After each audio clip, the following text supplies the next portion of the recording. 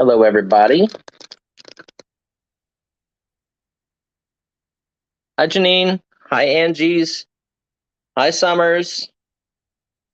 We are pulling up the stream so Kim can see your questions right now. Okay. Sorry, she looks all nice and dressed up, and I'm in like comfy clothes. It's the difference. She wants you guys to see, her with makeup and stuff on. And I'm like, oh, they've already seen me. I'm a big blue marshmallow. And then I want to show like a little bit of the nautical theme behind us.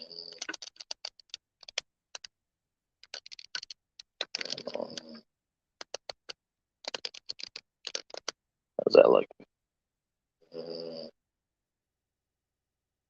Okay. Hey, everybody. So guys, we're going to do a Q&A day today. I just think a lot of people are getting burned out from all the different auctions. And we're, obviously auctions are a big source of our income. We make our money from auctions. But we also want you guys to know that that's not all we care about. So from day one, my goal with the channel has been to help people source as well as grow their businesses. So you guys know that, we as a couple and with Pam and staff and everybody have right at 180,000 eBay listings, along with run the YouTube channel, have Instagram. We're now doing some whatnot. We're in the middle of moving from Pennsylvania to South Carolina. So, there's a lot of things going on. We just bought the house in October. Cars and things and just other, human issues. There's a lot of things going on. We lost our puppy a couple months ago. Well, not even a couple months ago. It's been a couple weeks, like 3 weeks ago. And that was really hard, especially for me because I wasn't here. So I did want to, so I decided that things are slow right now. It's the last weekend of the month. We're getting ready to lead into Memorial Day, and I want you guys to, have a great Memorial Day. And I figured a little Q&A day would be, in line because we've got a lot of new people that come in. If you're new, this is kind of your chance to ask us questions. Like, I want to help you guys grow business. We do 6 figures a year, just in eBay sales, not counting our wholesale deals or our YouTube at all. We are $250,000 a year sellers. Unfortunately, eBay is kind of lackluster to me. I've kind of lost the drive that I once had to grow eBay to like crazy numbers because, I look at my eBay account and I have about 40% eBay fees. So that's between the shipping and the fees themselves. And that's not in counting, employees or warehouses. So 40% of my income goes back to eBay or to shipping. So to me, that's a big number. And there's a lot of work involved. And with moving down here, I don't know if I want to hire, 6 or 7 more listers again, get a giant building. I go back and forth. I really did want to open a 20,000 square foot retail location, like antique co-op. So we would have booths for people like all of you and like myself, to sell in and make extra money. So we're still in the midst of trying to figure out what we're going to do. I ran some ideas by Kim and T from Auctions for You and Pam yesterday. I have some ideas for going forward in business. Obviously, we're going to keep the YouTube channel. We're going to keep doing auctions. We're going to amp up on whatnot auctions. I'm going to train Kim to do the whatnot auctions. And, that'll be Kim's full-time job will be whatnot auctions and shipping. My job is to go out and find deals. I like to buy. Spencer's question is, if a tree falls in a forest and no one is around to hear it, will it still make a sound? The answer is yes, Spencer. Because it does create vibrations in the air. in different pitches and things like that. Even if nobody hears it, it still did make a sound. Hi, Summers. Hi, John Beck. Hi, Anthony. So today is kind of for you guys to ask questions. Sorry, I'm a little teary-eyed because I talk about Durango, but you know, she's my baby. It's still very hard to fathom. Yeah, it's tough. We did yesterday. I called the local vet who doesn't have any openings when Kim called, and I spoke to them and explained like, hey, we need. I called last October. Yeah, you did call them in October and November, and they did not have any openings. They're really hard to get into. I called yesterday and spoke to the guy and explained my concerns with our other vet, and we now have an appointment there, so we're going to be bringing our dog there. Just it'll make him feel a lot better. We're doing things around the house. We're trying to get the house situated. It's a lot more work than I'm used to. I'm used to renting, and obviously we paint and stuff like that. But okay, we have. Do you guys list on other platforms like Posh, Etsy, etc.? If so, do you feel fees are just as bad or worse than eBay? Okay. So yes, we list. We use a cross listing tool. We use List Perfectly a little bit, and we've listed some items on Macari, on Poshmark, and we also list on Bonanza. Little known fact: Bonanza is actually owned by eBay. It's really obvious, or they have a agreement, so it automatically imports our listings daily to Bonanza from eBay, and if somebody buys something on Bonanza, it ends on eBay instantly. The problem I had with List Perfectly in the past was when you upload your items to different sites, if it sold somewhere else, then you had to catch it before somebody else bought it on eBay. So I'm really a stickler for, like, I want you guys to get your items quick. Pam does a great job on shipping stuff out. And I want you guys to get your stuff quick, and I want to answer emails quick. And when you're dealing in the volume that I deal in, it's a little tough because I'm on the road a lot trying to buy deals or trying to sell deals, and there's a lot of traveling involved. So with List Perfectly, it was great because I could move into other platforms. Poshmark's a little hard for me because I'm not super tech savvy. The key to Poshmark is, if you're going to sell clothing, hire a virtual assistant. Your time is really valuable. So hire a virtual assistant in the Philippines or wherever you want to hire them from. You can get a virtual assistant for about $3 to $4 an hour, and they will share your store, and they'll help grow your Poshmark business. I've been looking into this because, to me, going in and sharing all my items daily is crazy. Until you have a huge network that shares you and you share them, Poshmark's a little hard. All the fees, as far as the part of the question that's for fees, the fees all kind of equal out. I am very happy to pay fees when it is a set fee. So if you bring me the ability to sell something on your site, I'm happy to pay you 10%, 12%. eBay's 12.5%. You pay a nickel per listing in your store at my store subscription level. But my store subscription's $3,000 a month because of how many items we have on. So that adds into that 41%. So if we're not selling, if we sell $30,000 a month, just that $3,000 for the store subscription is roughly a 10% of our sales. So we're going to get into something in a little bit. I want you guys to be part of our future, and I want you to be a really, really big driving force of how we do things.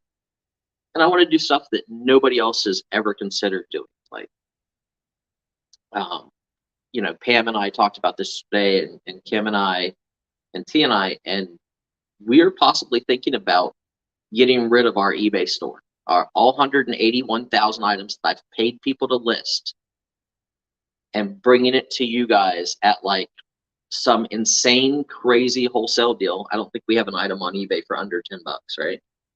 Probably like 15 and up. Yeah. So we have came up with the idea of box lots for you guys. It's obviously inventory that we have on eBay. We have items from $15 to what, $4,000 for a set of Henry Felding books. And to answer Mom and Beth's question, since we're on eBay, we do charge shipping on We do. eBay. We do not do free shipping on eBay. Correct. I found that charging shipping does not affect your sales, but we do promote listings. So we give, if you guys are on eBay, there's an area where you can promote your listings. It causes eBay to drive more non-organic traffic to your site, to your listings. It does help in sales, but you do not have to use eBay's suggested commission. eBay generally could suggest somewhere between 5 and 8%. We generally do 2% is kind of my suggested, because I'm in collectibles. It's not like I'm competing with, when we sell a press photo of somebody in Natick, Massachusetts, there's very, very small, slim chances that someone else is selling that same photo. So for me, I can promote at a much lower rate than if you are selling Bose speakers and there's 800 sets on eBay. You might have to pay a little bit more to promote that, but it is worth it. We don't leave it running. We promote 30 days at a time, and then I leave a 1-day gap just for the algorithm, and it does work. I send offers once a month, which I haven't done in the last 40 days. There will be 4,000 offers going out in the next day or two. Out of that, we'll get a maybe 3% sell-through. So we'll only sell 120 to 200 items out of that 4,000 offers that I send out, and our 4,000 offers will go out at a 20% discount. So that's just to help you guys grow your eBay. It's worth it, but the fees can eat into you when you get larger if you're selling lower end items, and our sell-through rate is 0.5%, maybe 1%. I don't even see offers that are under 50% generally, unless it's some of our earlier listed stuff. So an item that we have on for $2,000, if somebody offers me $800, I don't even notice it. It's instantly declined, or I don't see it. So, yes. We have a lot of questions. Okay, answer questions. Ask questions. Do you think it is better to be broad in scope and or focus on a specific? If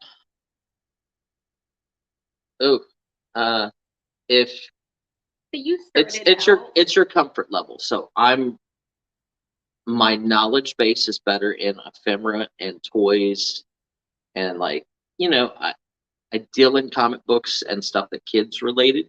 I'm really good with like 60s toys and 70s toys and that type of stuff. But I think a broad range is better for any business. If you focus on, let's say you focus on roller skates, your audience is only people who buy roller skates.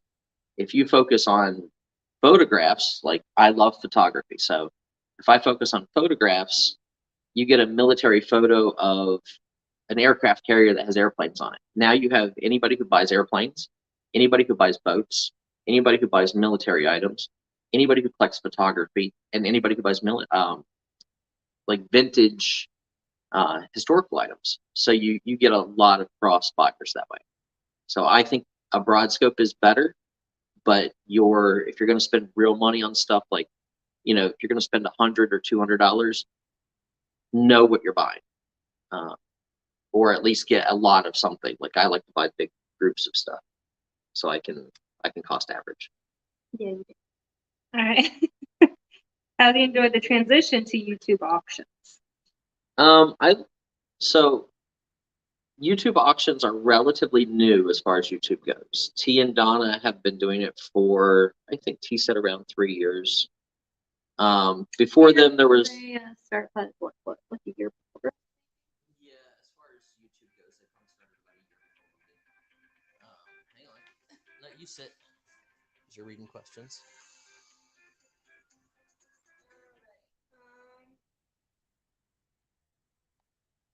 Sorry, that was my real estate agent. Okay, the next one is so much inventory, not like you, but where do you find people to list? Question mark, and how much do you pay? Okay, so we have tried a little bit of everything. At one point in time, everything was stored in my basement of a house. I think you've heard Pam and I say that before. And I used to have one lister. His name was Kamara. Really great guy, super smart, very tech savvy. I usually give my workers the opportunity. You guys know I make a lot of into windows and stuff like that. So you have to be real careful with employees because you could say the wrong thing and offend somebody and have a lawsuit. Most of my workers are kind of, let's say, they're contract labor. So what I pay them, they can kind of choose. So I either offer them an hourly pay to start, or they can choose per item. And I'm really good about giving items in very big, large bulk. So you guys have seen like the Lions Club flags that we sold on the site. All you have to do on that is change the picture and change the town of the Lions Club. There's really nothing else to describe in that once you've set them by size. Same with photographs. If you can create, 8 or 10 keywords in a title and put all of your 8x10 versus your 5x7 photos in stacks when you do your photographs, you spend one day, you can take pictures of 1,000 items. And so our old employee who was our last one who we let go was Phil. Really good guy, young, but man, he'd put on his headphones and he would plow through 1,000 listings a week. Mm-hmm. But he chose to get paid 50 cents a listing to do photographs. And I would always make it beneficial. So if I give him something a little harder to do, I'd pay him more. Like, okay, look, I want you to you've been doing photographs and you're doing great. I want you to do government reports. And instead of giving you 50 cents an item, you're not going to get as many done per hour. So I'm going to give you 75 cents or $1 an item. And if he's good at it, he still makes the same amount of money. He was making, around $500 to $600 a week cash out the door. And he was working generally from 9 until 2 o'clock. And then he would catch the bus and go home. So 5-hour days, 5 days a week. It's pretty good pay. So he was pretty happy about that. So your area can decide, obviously Pam is my office manager. She's paid hourly and she gets perks. Like when there's stuff that comes in the warehouse that she sees that she likes, she usually just asks for it. I give it to her. I have a lot of people worry about theft. If you're really good with your employees, your idea of theft is very, very minimal. Does it happen? Sure. But if they know they could come to you and be like, hey, I really like this. I know you paid $50 for it. And you just turn to them and say, hey, look, you're doing a great job. Here you go. It's just an incentive, a bonus. And true, if like someone is struggling or having like a financial issue, they know they can talk to us about it and we'll do what we can to help them. Yeah, I've paid workers a month in advance and then had them quit 2 weeks later. Like, yeah. I have a big heart, which kind of is not great for business, but I'm also very number savvy and things like that. So my eBay could be doing 30% better a month in sales if I went back through and we scanned our photos. Like there's new scanners on the market where you can scan 100 photos in minutes, front and back. Same with postcards, sports cards. You can scan 100 items in a minute to 2 minutes, front and back. The time that I paid employees to do that, I mean, I could have paid $20,000 for one of those scanners and would have saved money. So it's tough. It's your time is very valuable. So it took me 6 employees I had at one time, and we started in 2012 on this account. I've obviously had other accounts on eBay. An account. Yeah, I've had toys. Just TOYS was my very first account with my first wife. So that was when eBay started. Like I was one of the founding members of eBay. And then I had Ant Toys for antique toys. And then with Kim and I, we created Mr. Buysalot. She said I have a buying addiction. I don't know what she's talking about. You know. All right, here's a double question.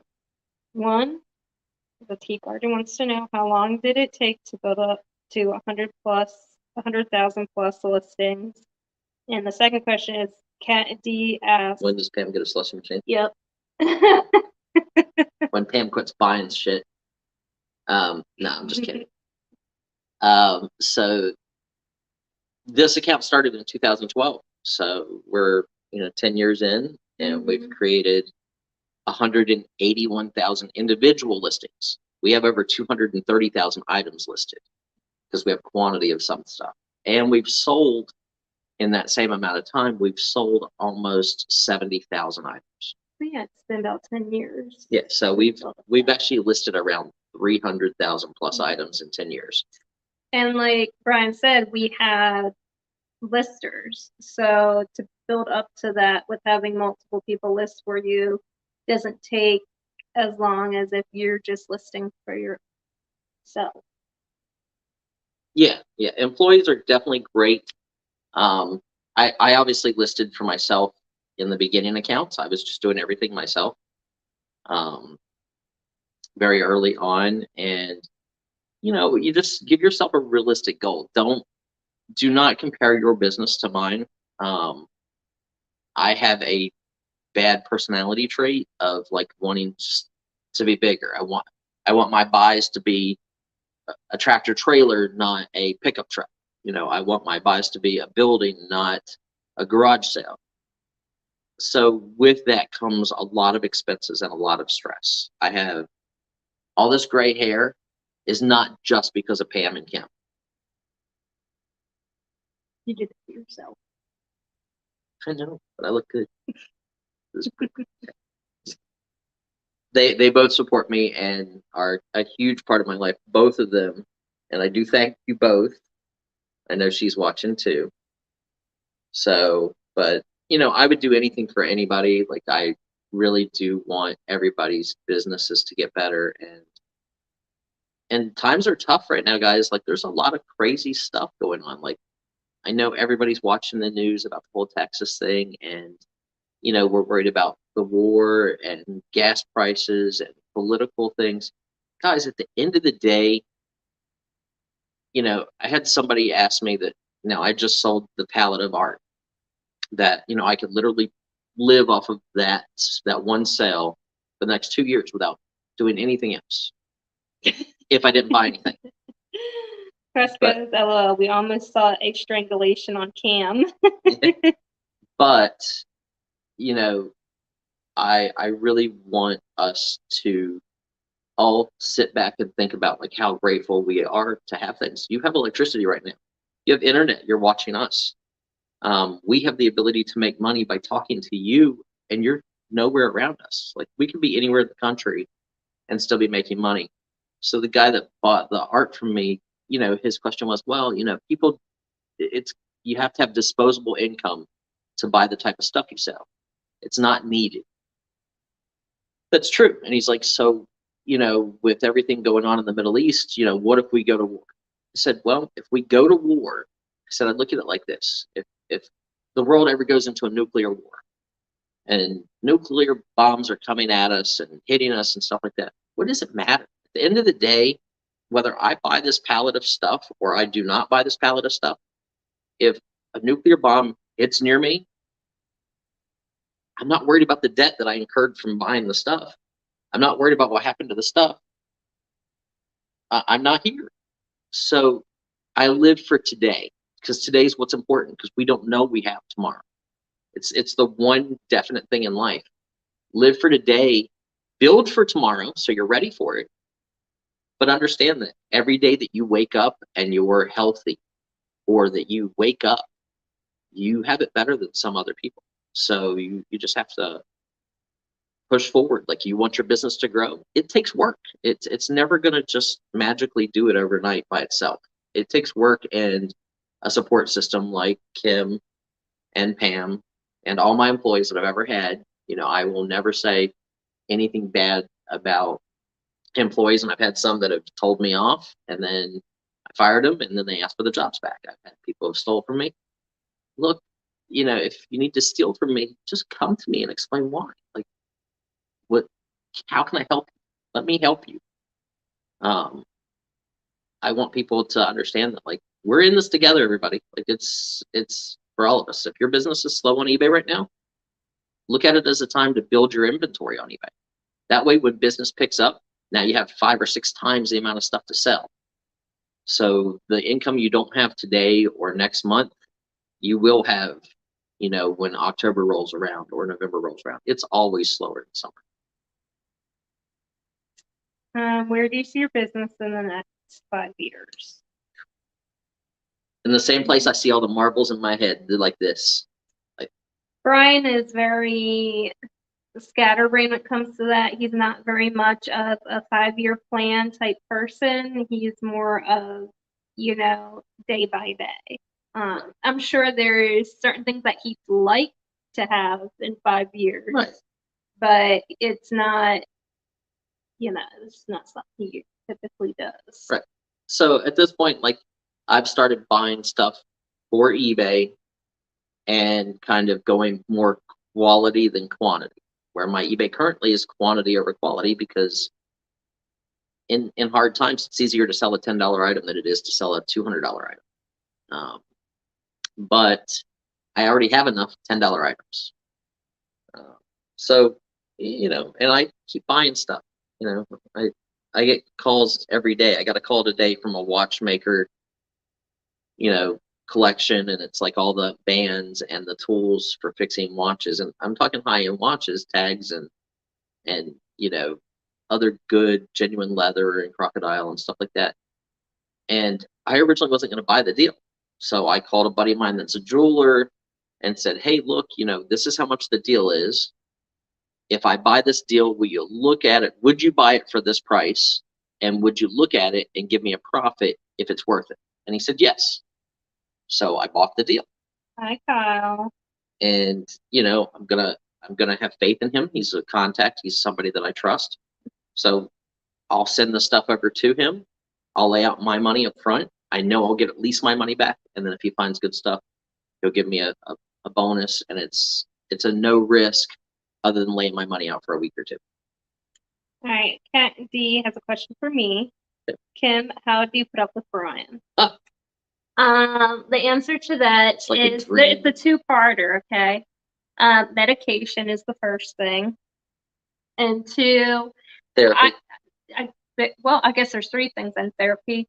And 3, I want a ticket to automatically get in heaven, so I just put up with him. So that way, God's like, oh my gosh, you had to deal with that.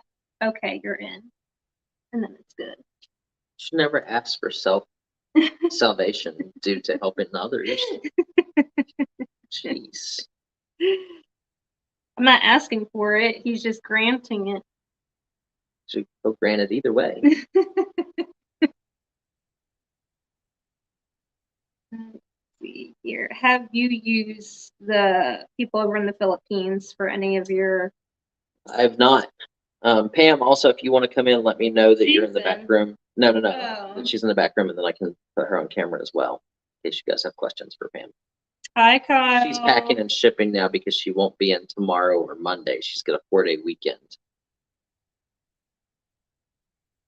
Yep, buyers are still out there, absolutely. I just had somebody email us a question about a $4,000 book set that we have on eBay. 7 offers too. That's right, she does. It's just not the warehouse. Kim is not I don't like all the clutter, which we don't have in our house. Which I'm very, we do not. So I specifically told him that if we have a building, it needs to stay very organized. Everything has a place. Because I'm good about Brian. No, I'm good about like When everything that's Brian- listed or selling. Yeah, if things are listed, yes. But Brian has a habit of he buys a lot of stuff and just puts it wherever there's a bald spot. Yep. We're not going to do that. That's not going to happen. We're going to stay organized. Nope. Yes. All right. And We'll just start at the back corner of the building and fill No. it across. We'll just do it in no, we order. need to have like everything organized so that if there's something specific we want to get to, we can get to it without having to remove. But you won't let me buy that school building or that nursing home that has like hundreds of rooms. We could do different categories in each room. You didn't tell me about no nursing home. Yeah, the one in Marion, it's $1 million. It's 100,000 square foot. No, you're not putting up 100,000 square foot. No. I could put rooms in there and we could invite YouTube friends. Brian. They could come and shop. Be like mystery shopping. Okay, everybody. Brian found his new house. It's a nursing home. What's the most frustrating thing about YouTube auctions? I think it becomes tedious. Like, Oh, Pam. and then Turn off your. no, she's got to turn her volume.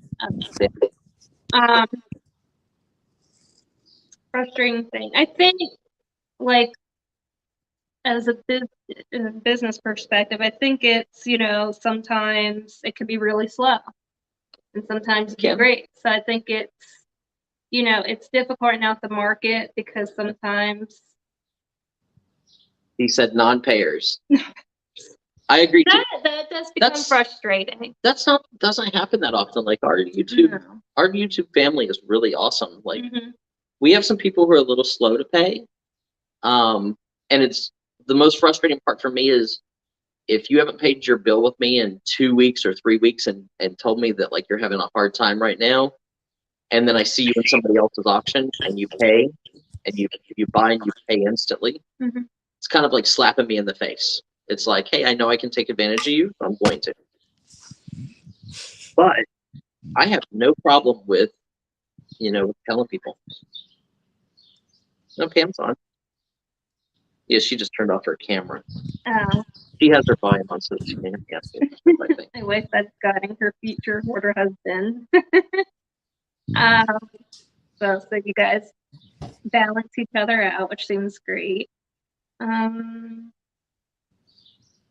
So if you start to sell off your eBay, when will you begin? Okay, so I want your opinion. This is where like YouTube is going to come into play. You guys know we have warehouses full of stuff. I have emotional attachment to a lot of that stuff because some of it is very, very high end. Like we have gold coins, we have $10,000 books, we have, but then we also have junk baseball cards, and we have $5 Chotskys and $2 magazines, and a lot of unprocessed ads, and just a little bit of everything. I'm always afraid of mystery boxes for you guys. Like I've had a ton of people go like, well, create mystery boxes and we'll buy mystery boxes. I don't want anybody to not be satisfied with what they got, because I could send out 100 boxes and have 99 people who are really happy. Chances are very slim those 99 people are going to go online and be like, hey, I just made $5,000 in profit off of that box from Mr. Buysalot, because then all of a sudden they're getting a bunch of competition. They don't have as good of sourcing. Where that one person who got a box that was kind of or they didn't do anything with it will make a video and will be like, oh, the stuff I got was garbage. I lost money. It's just nature. People love drama. I mean, you guys see YouTube. Big YouTube sellers have drama 1 month and then they're okay with each other the next month. It's ridiculous. It's like a bunch of children. and if you're one of these YouTube people that are mad because I'm saying like the drama that you put out is just, it's negative, guys. We all say things that we don't mean. Like I'm not pointing fingers at any specific channel. I'm just saying you hear one channel have a fight with another channel, and then you wonder why, and then your day gets gone trying to figure out why. It's not productive. Did it make you any money?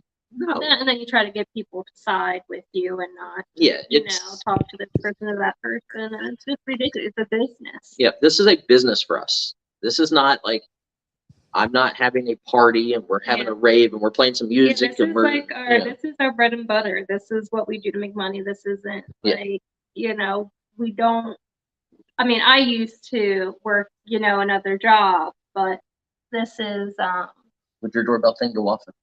yeah, People are there? yeah. Okay. I just thought I heard something. But it's what we do to pay our bills. This is our job, is our business. I'm gonna turn my volume down. That could be it because I think we can hear. Yeah, well, that's what I said. Pam a little bit through there. I didn't even say anything. Yes, that's true. Bluegrass, yeah, very high school. Yep. Tribal craft, yeah.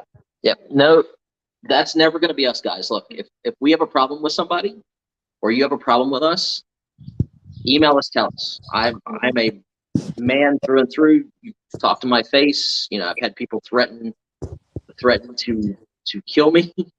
I've had all kinds of things like that through eBay. I've given them my address. Like, here's where I live. You want to come up and say something to me? Say it to my face. Don't talk behind my back. I get along with everybody. I'm friends with a ton of people that have issues with other people, and I'm never going to side one way or another. If you personally don't wrong me, it's not my place to side with a feud that I think is a waste of mental space and stressful in life. I think the thing that kills most people in America is stress. Like, I know it's heart attacks and everything like that, but Thank you, Steve. if you don't have so much stress, you don't have those problems. You get a heart attack from forming stress. cliques and doing stuff like that. You're just, you're ruining your own business essentially because you're cutting yourself off from people that could be potential buyers of your stuff just because of something, you heard or something, they said to a friend of yours or whoever. And that's not what this is about. Right. And, we told you guys, like, we started the auctions a couple of years ago because YouTube was, in its infancy growing up for auctions. T and Donna had been doing them for probably a year before us. They're fantastic friends of the channel. And I get along with T especially is a great friend of mine. And we see each other and hang out.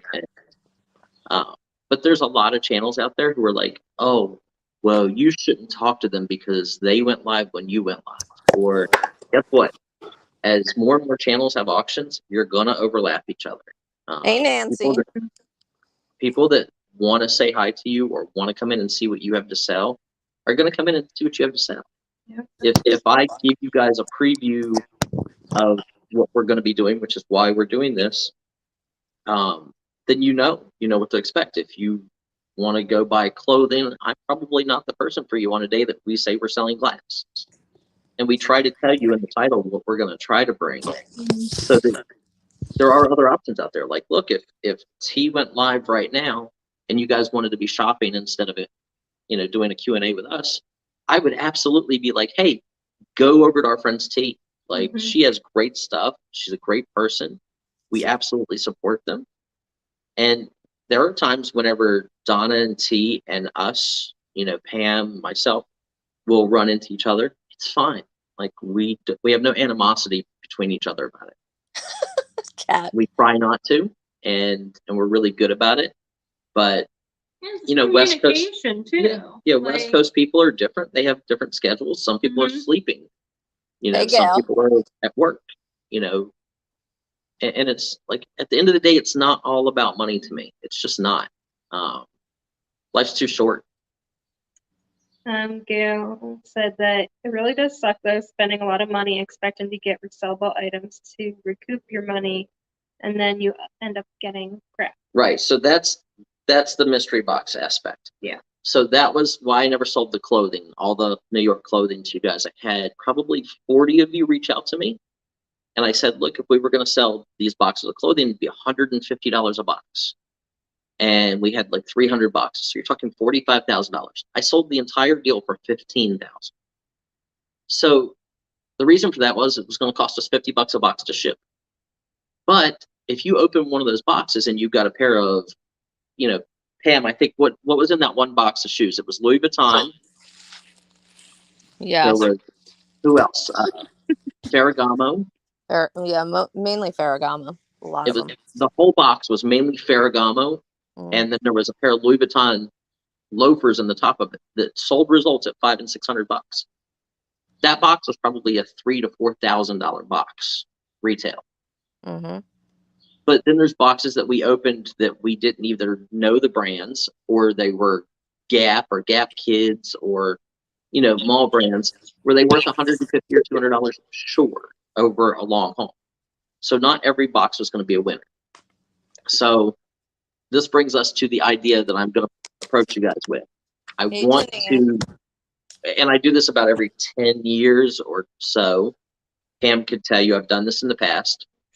I do a purge. So I literally take all of my eBay items, and I used to just change the price down to like some ridiculously low price We've done that though a And- couple of times. and It's auction it nothing. off, right?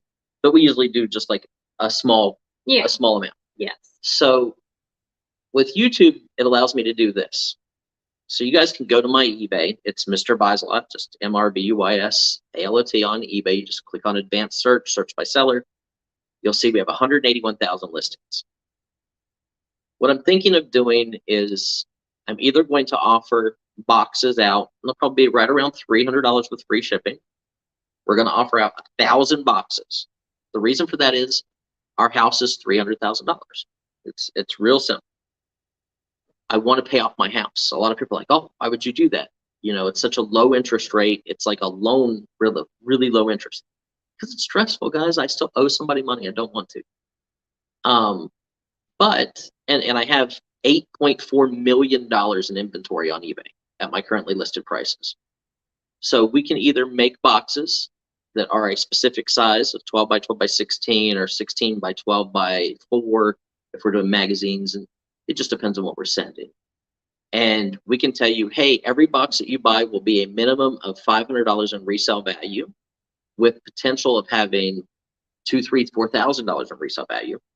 Or the non-mystery idea, which is the one I kind of personally like better, is we're going to say it's $300 and you get 200 items, or 150. You get 150 items. It'd be $2 an item. Caddy says, or hang on. No, it was LaDonna. Just send me all trade cards and we'll be good. And Quest says, I'll take all the pins. See? And So what we're going to do is we're going to do, like, if we go with the eBay boxes, so we're going to call them Buysalot boxes, guys. It's just obvious. So it will be 150 items from our eBay store, not counting the rock and roll posters, because we can't put those into a box. But 150 items from our eBay store would be press photos, government reports from the 1800s. It'll be magazines.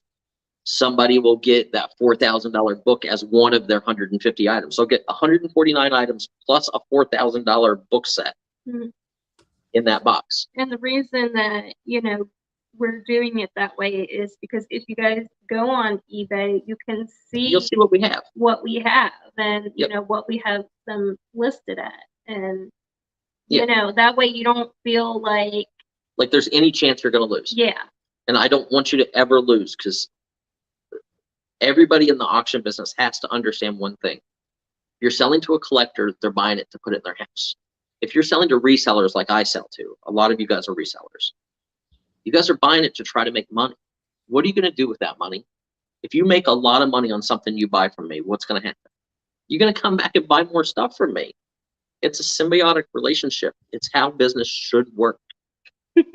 So with our Buysalot boxes, if we go with the eBay Buysalot boxes, we're going to create 1,000 boxes.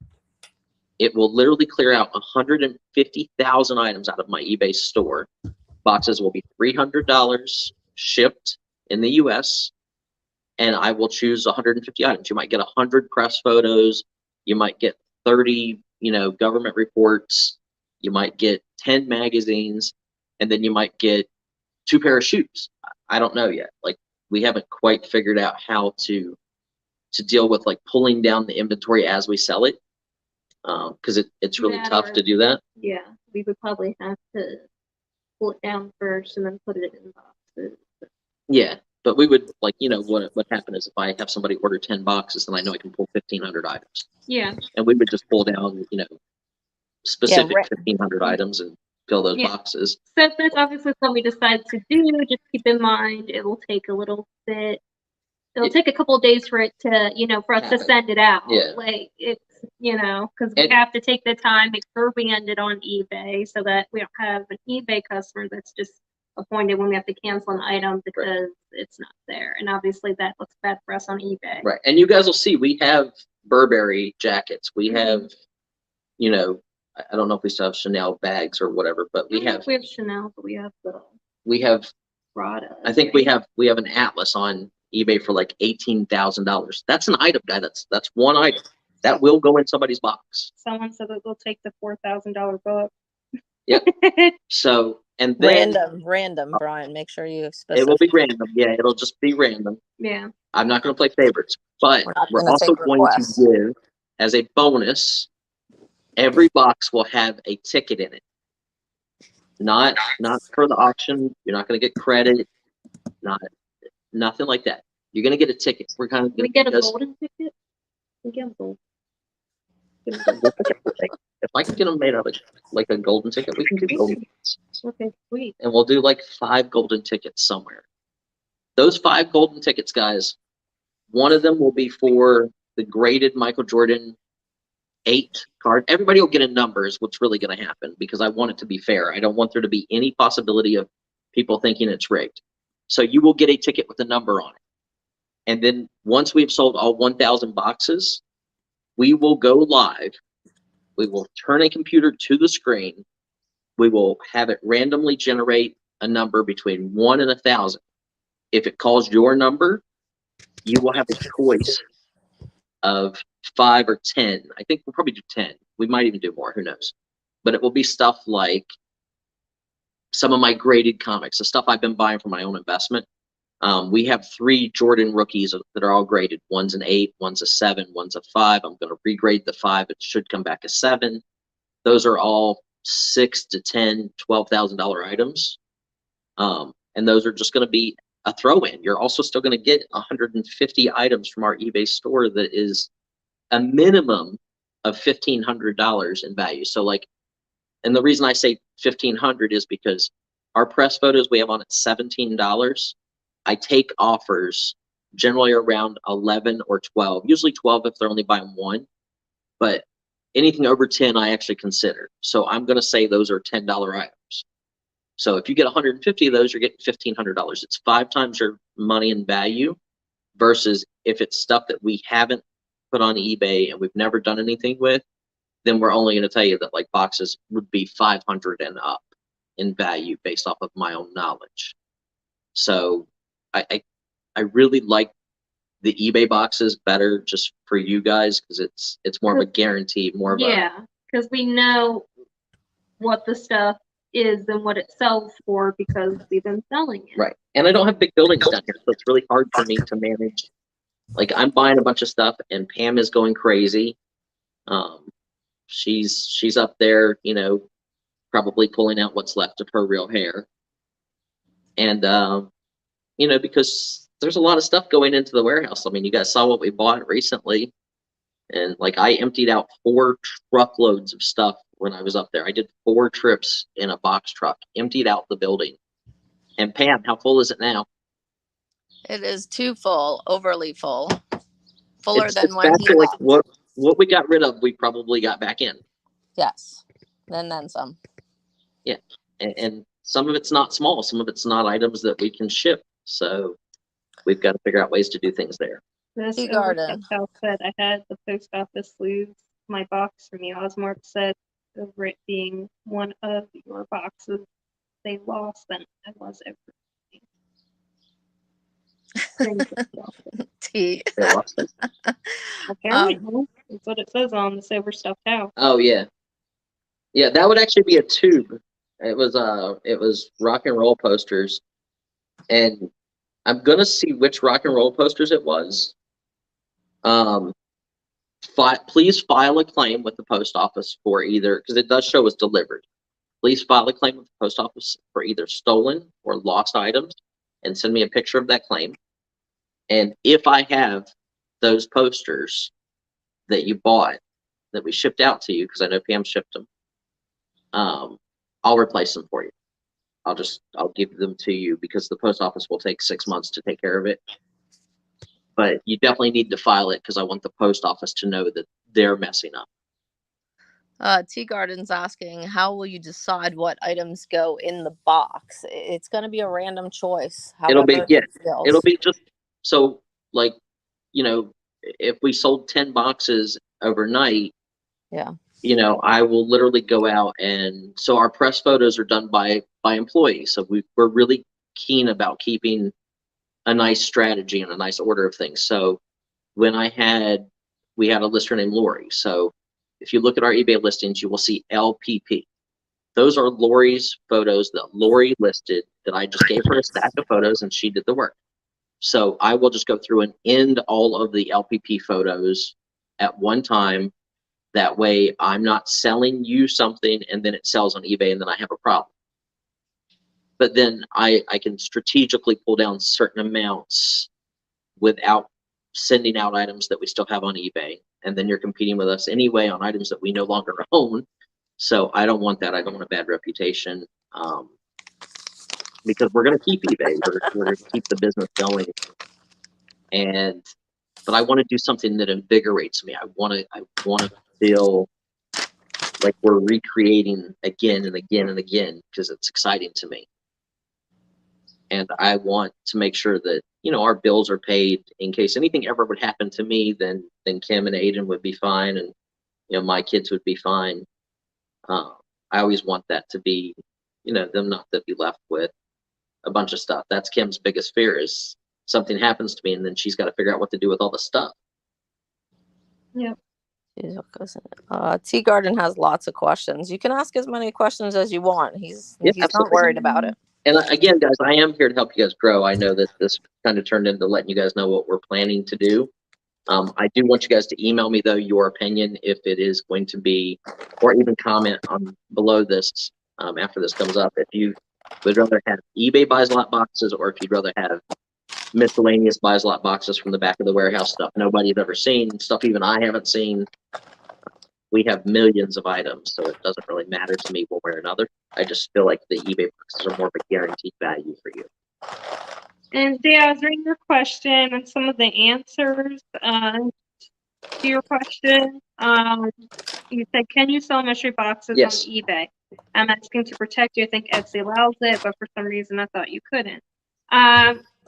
Even though you can, that's not what we're planning on doing. We're planning we're going to do them here to YouTube. We're going to offer them on YouTube. We're not going to put them up on eBay. But you absolutely can list mystery boxes on eBay. If you type in mystery box or that, you just you can't sell grab bags with a potential value. So what you're selling has to have value of what you're asking. So if you're selling a grab bag, you can't say, hey, I'm selling a grab bag and there's one Michael Jordan rookie worth $20,000. I'm charging you $200 a bag and we're going to give you $20 worth of cards in the other bags. You can't do that. That's gambling.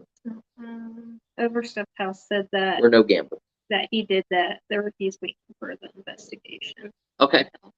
Just email me a picture of the form that they gave you, and I will see if I can find the video so I know which posters those are, and I will personally replace them for you. Sure about that, Janine? It might be your camera because I don't think Brian's blurry. I'm not blurry on my screen or on Kim's phone. Yeah, me neither. A big turnover and refresh of your store will do good for how you feel about this. Right. I mean, look, guys, I don't pull punches. I tell you guys outright, like when I pay $5,000 for something, I tell you, hey, I paid $5,000 for it. I don't care if it's $100,000 worth of stuff. I still tell you that I paid $5,000. You know, I'm not ripping anybody off. That's the price that I was quoted. Mom knows, yes.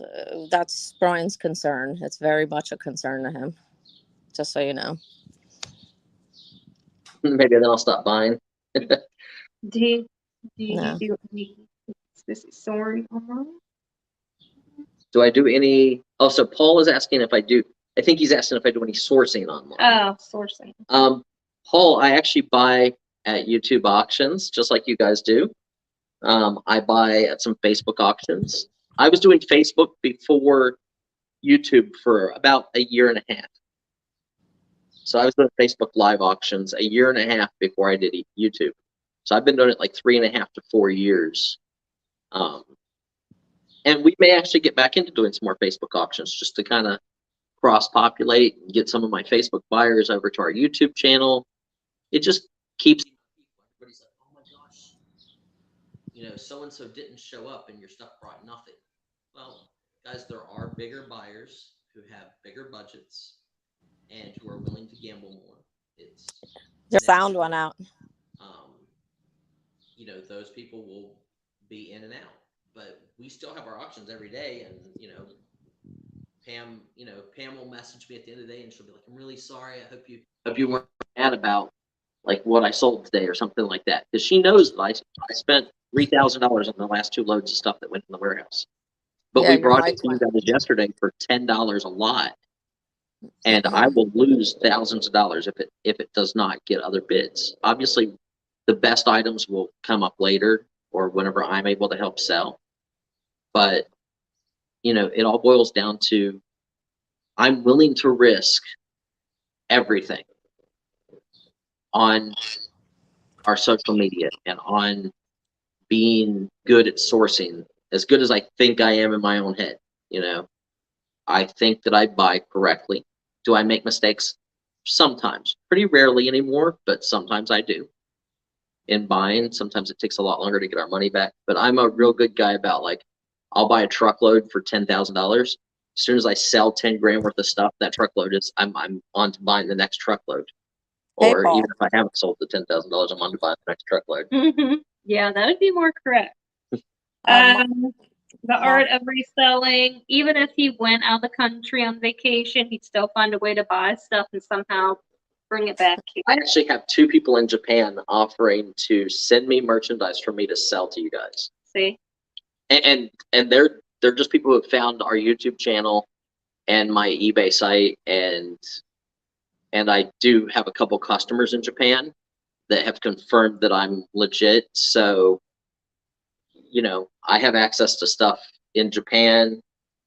Tom goes to Paris a lot, so I have access to stuff in Paris and all over the world. So Antarctica, here we come. yeah. Brian, Mom Knows Treasures is concerned because she's been burned by boxes in the past, mystery boxes, which is why Brian is thinking that the eBay items would be a little bit better because you can actually go on there and look at what they were listed for and see that, there's proof that you're getting good items. It's a definite value. You're buying the box, the whole number thing, and the whole look. Every time somebody offers you a number game, like, hey, I'm going to give you my Jordan cards. It's a gimmick, guys. Like it is. I'm telling you right here to your face. It is a sales gimmick. I look at it a little different. I look at it as like, I'm rewarding you guys for being part of us. Not as I have to give you like the eBay boxes at worst case scenario would be $10 items, like as far as our eBay goes. And that value is based on, I've sold thousands and thousands of photos, like thousands. We've sold 700 in the last 90 days at minimum of $10. Some of them have been on for a year or a year and a half. So it just takes finding that right buyer. So it's not that the value isn't there. It's that you have, some of the stuff is a slower tail. Hey, Paul. If somebody made me offers of $8 on those photos, I don't even see it because it's less than half of my asking price. I wouldn't even see it. So if I sold you something for $1.50 or $2, would you be happy to take $8 and make 4 times your money and do it 100 times over? You could sell stuff for half the price I'm selling it for and still make 4 or 5 times your money. That's where we're taking the mystery out of the mystery box. A true mystery box says, see that pile of stuff over there? You're going to get a box of stuff out of that box. And then I get to go through that stuff and pull out the good stuff and and make your boxes. And that's why I've been leaning more towards the eBay. I think you guys getting to see, look at our eBay store. Obviously, we're going to put a link at the bottom of this video so you can rewatch it. But go to our eBay store and look through our listings. Search lowest price to highest price. That's the best way to do it. You will see 100,000 photos at $17. That is our lowest priced items. I think those are our lowest priced items. We might actually have a piece of clothing on for like $12.99 or something like that. I probably won't put those in the box for you guys. It'll probably be at minimum the photos. Yeah. But it just allows us to redo our site. It's the same thing as if somebody came up to me tomorrow and said, hey, I would give you $300,000 for your eBay inventory, not counting your lots that we have in the top, the super high price stuff, or your rock and roll posters. We'd give you $300,000 for your other 150 or 160,000 items, and we'll just take it all. It's the same thing. It's just I'm having to ship it to 1,000 different people.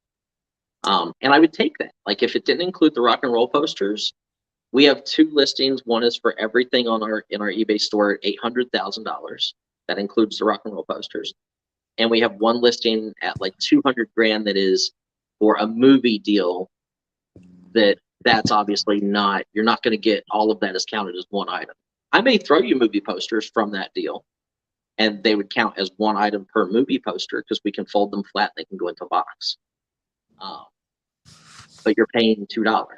Like, you have to look at our eBay store and go, well, I would pay $2 or I wouldn't pay $2 across the board for the stuff. So I think but you'll get 150 items and free shipping. So it's going to cost us $20 to ship. I had someone ask if Ryan is still allowing people to walk through his warehouse and shop. Answer that is if Brian is there. He usually, or Pam knows you, like, yeah, Pam knows who you are. That's different. But it's probably a little bit easier if Brian's there because Pam has her hands full enough. And I know what I paid for everything. And he knows what he paid for everything. And he does, when he joins in on the auctions, he will tell you guys when he's going to be up there. He will probably be up there again sometime in June. Yep. So then you can always email Brian and set something up to come look at stuff at the warehouse. And we've been moving stuff down here, guys. So it's in 2 different locations now. So there's 2 warehouses in Pennsylvania, and we have 3 storage units here, and we have my garage here. Gail said that we have shirts in our store for $9.99. Okay. So like the shirts, I'm not going to count. Like, you guys aren't going to get those shirts. I'll probably get rid of everything that is under the $17 stuff before I would even start doing this. Yeah. Are you doing it as a certain amount or a certain amount of items, or you're not sure which way? It will be a certain amount of items. It will be 150 items for $300. I gotcha. Like, even if you're getting $10 shirts, you're still paying 2. It's a 5 times your money thing. But how many shirts do we have? Like, how many items under $17 do we have in our store? 100, if that. Yeah. I will just pull those 100 items out of rotation, and I'll go donate those. Yeah. And they won't even be part of the boxes. Yeah. Because normally we don't have things. We don't like to have things on. Yep. Yeah, that's probably stuff that we had on, like Sellhound, like when I sent in pictures. From a long time ago. Yeah, I probably sent pictures into Sellhound, and they just priced it at $9.99, and I just uploaded it. Guys, keep in mind, this is a hands-on thing for Brian. Like Kim and I, we know our stuff, but he will be saying you're getting this, and this. Brian it will not be playing favorites. Yeah. It really won't. I will, it will not be like, hey, I know you guys know a lot of our bigger customers. So if you're one of our bigger customers and you ordered 20 boxes, it does not guarantee that you're going to get a $4,000 book. It just doesn't. I'm telling you that to your base right here, right now. It does not guarantee, no matter how many boxes you buy, it does not guarantee you're going to win one of the Jordan rookies. It does not guarantee that you're going to get a $4,000 item. Right. It guarantees you're going to get 150 items that we have on eBay at a minimum selling price, like currently listed price of $17. Yeah. And they're good everything items. above that. Right. And they're good items, guys. I mean, you guys see what Brian brings you, what we bring you every day, you know? Yeah, and I know you guys can't look. I expect it to take a year to sell 1,000 of these boxes. A year. You know, could it take 3 months? Maybe. I mean, if somebody does a great deal and they got a bunch of money they want to spend, or they tell somebody and they get backing, sure, they could buy 100 boxes and it would take less time. But I'm expecting it to take a year to sell 1,000 boxes, guys. The art of reselling 150 items will be a couple of large boxes. And, Not we have really. a lot of ephemera. Yep. So a lot of our stuff, you know, you can have 150 items, but they're not like bulky. Yeah, you may get 100 press photos, Yeah. 30 government reports, 10 magazines.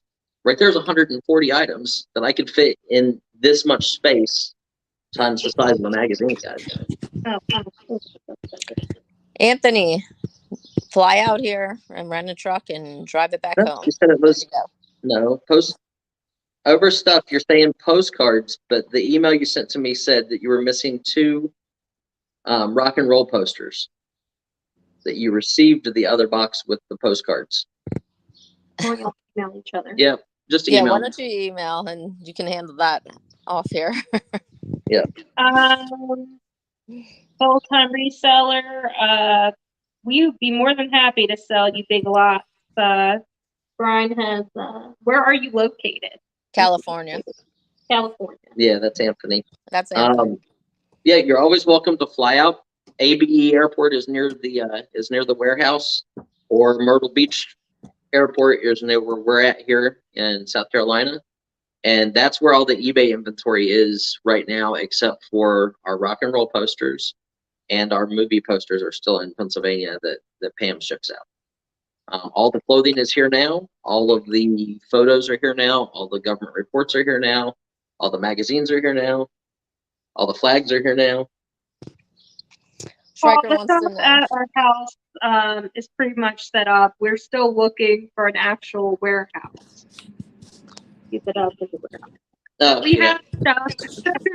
We have stuff. We have a nice size, like, separate garage, and we have our attached garage. And you know, we have everything nice and organized, but you only have so much space with that. So we're still looking. We still need more space, essentially. Yeah. They want $1.6 million to build the building I wanted to build, which is insane. Like, it can't happen. Striker wants to know if he can specify just paper. He would prefer not other items. You're going to get into specifics then. Yeah. So, yeah, Striker said, can we say paper only? Don't want randomness. Other than that, don't need more clothing. Yeah, I mean, like, if you say to me that you want paper, I probably will just send you paper. Like, the clothing thing is just kind of like, we probably have 1,000 pieces of clothing on, maybe 1,500. Yeah. So that's just kind of a box filler. Like, look, I'd love just to say, okay, look, we're just doing press photos. You're going to get 150 press photos for your $300, and that's it. Like, I'd be fine with that. Full-time resell's in Miami. It'd be really easy. Oh, okay. Well, I was just down in Tampa. Oh, sorry. Yeah, Miami, we're in South Carolina now, so I mean, you're Crap, more sorry, than welcome to come up. I don't think that's. Yeah, it'd be a 9-hour drive, roughly. Yeah. Sorry, I was thinking California, Swanee. Sorry, guys. It's all right. Yeah, he's not that far from you.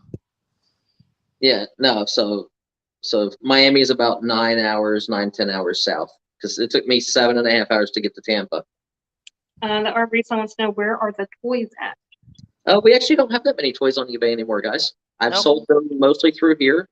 The McFarlane deal you guys saw in the videos, I flipped that in less than 24 hours, which was 12,000 McFarlane figures. Do you have any toys that you haven't listed in either?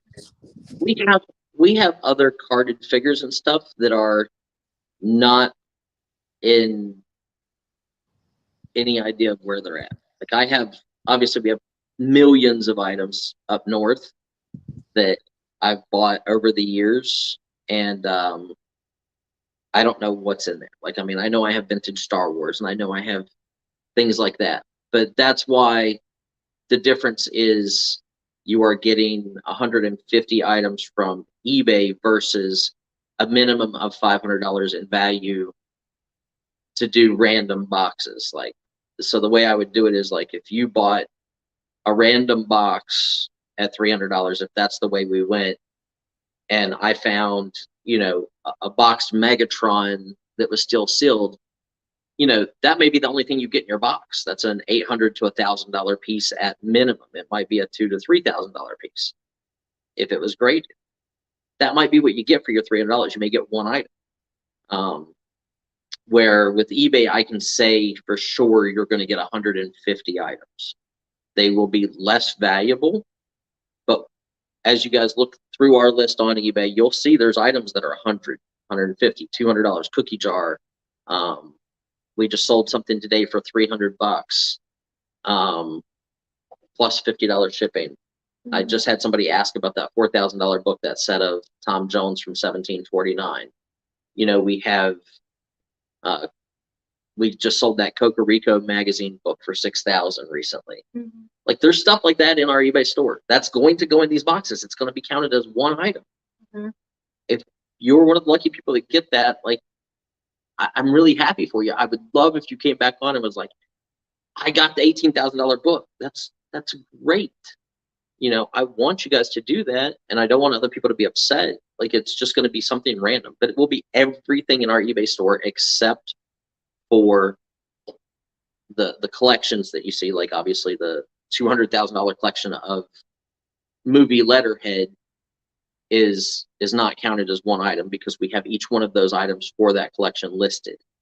So, but you may get 10 pieces of that silent film letterhead, including an original Charlie Chaplin one that we have on for $800.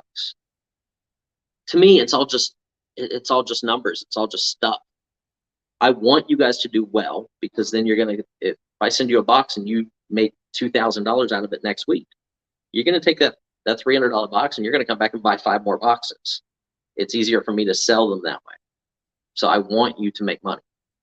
With the eBay boxes, it's a guarantee that you are getting a set amount of value.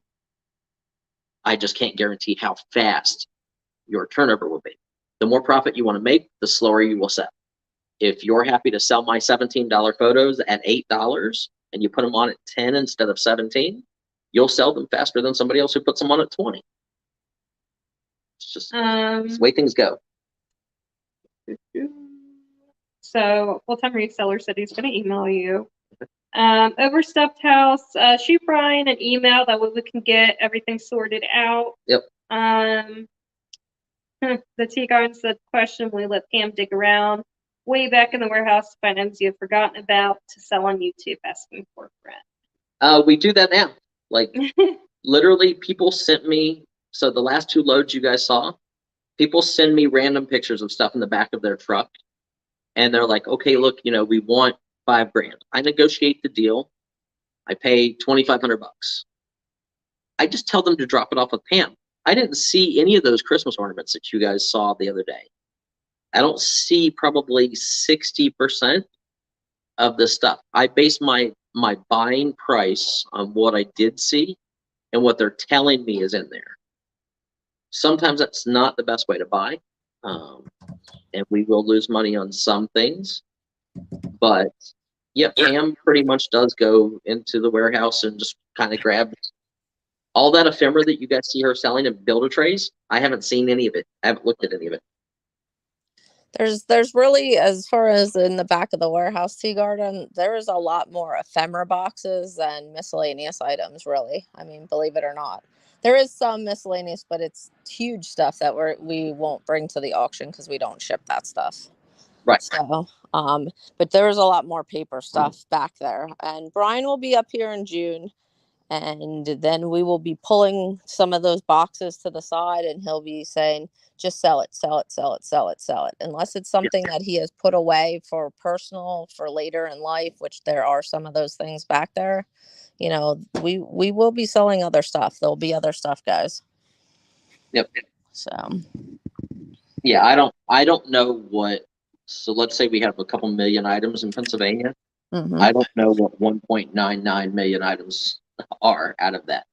Right. I can tell you, like, hey, there's a 14-foot box truck of sports cards in Pennsylvania. I've bought collections for the last 10 years of sports cards. So players become hot. Some collections I've bought have been just commons. Some cards I've bought have been unopened boxes. Some of them have been sleeved and carded good cards. No, not in the mystery boxes. Mom knows. No rock and roll posters. Yep.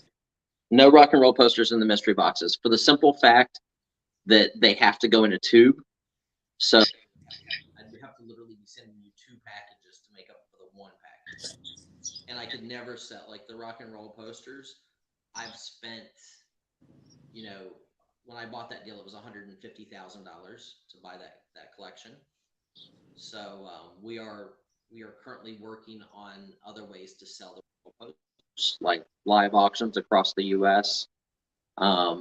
In one big collection to someone on a payment scale.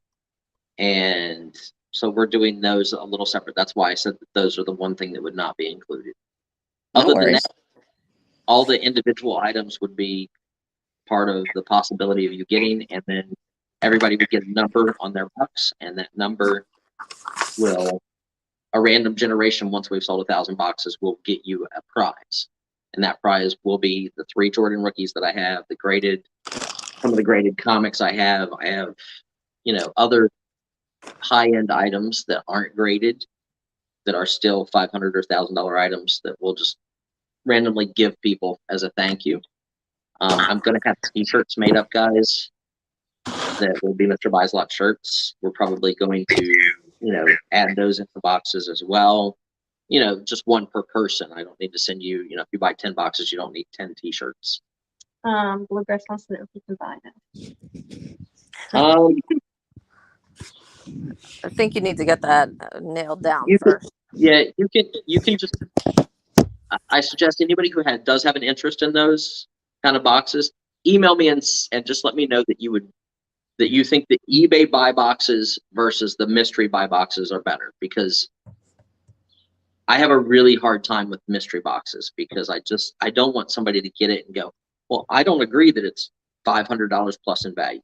At least with the eBay boxes, you're getting 150 items at a minimum of $10 value, or at my opinion, a minimum of $10 value. I think all of our $17 photos, since I don't sell any of them for ever less than $10, are a $10 value. Thank you, J.I. Yeah, What- she's a cutie. It will Yes. be the inventory on his eBay store if he does eBay Yep. boxes. Yep. You would just go on to eBay and look. There are no Hot Wheels on there yet, but I do have a collection of like 3,000 or 4,000 carded Hot Wheels at the other warehouse that, we may throw some of that stuff in the boxes, but I definitely want to give you the eBay inventory first, because a blue carded Hot Wheel, you don't want me to give that to you for $2 when you can come to my auction and you can buy a tray of 20 of them for $1.50 a piece. Like, I don't want to sell you something that you can buy from our auction for cheaper.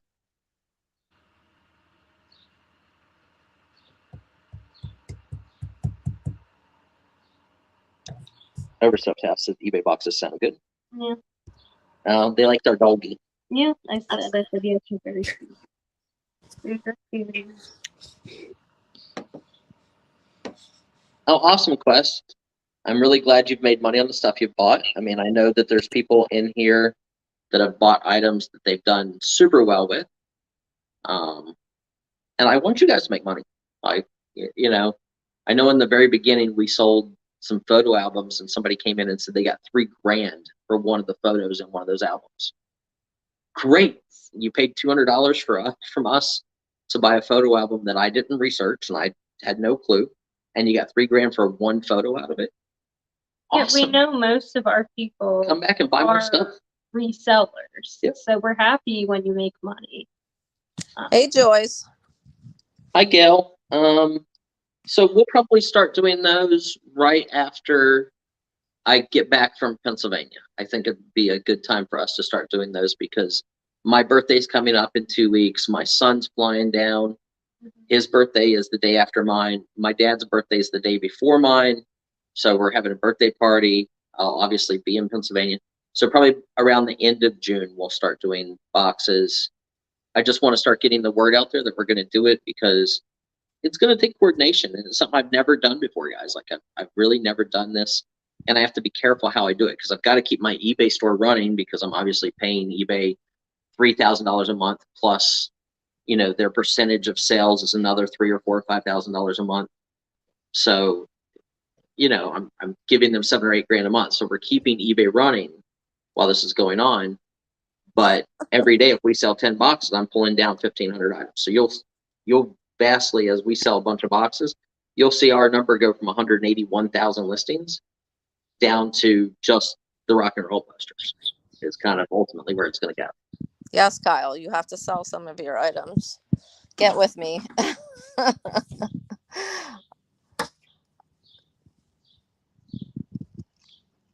Poster. Awesome, Bluegrass. I'm glad you like the posters. Yep.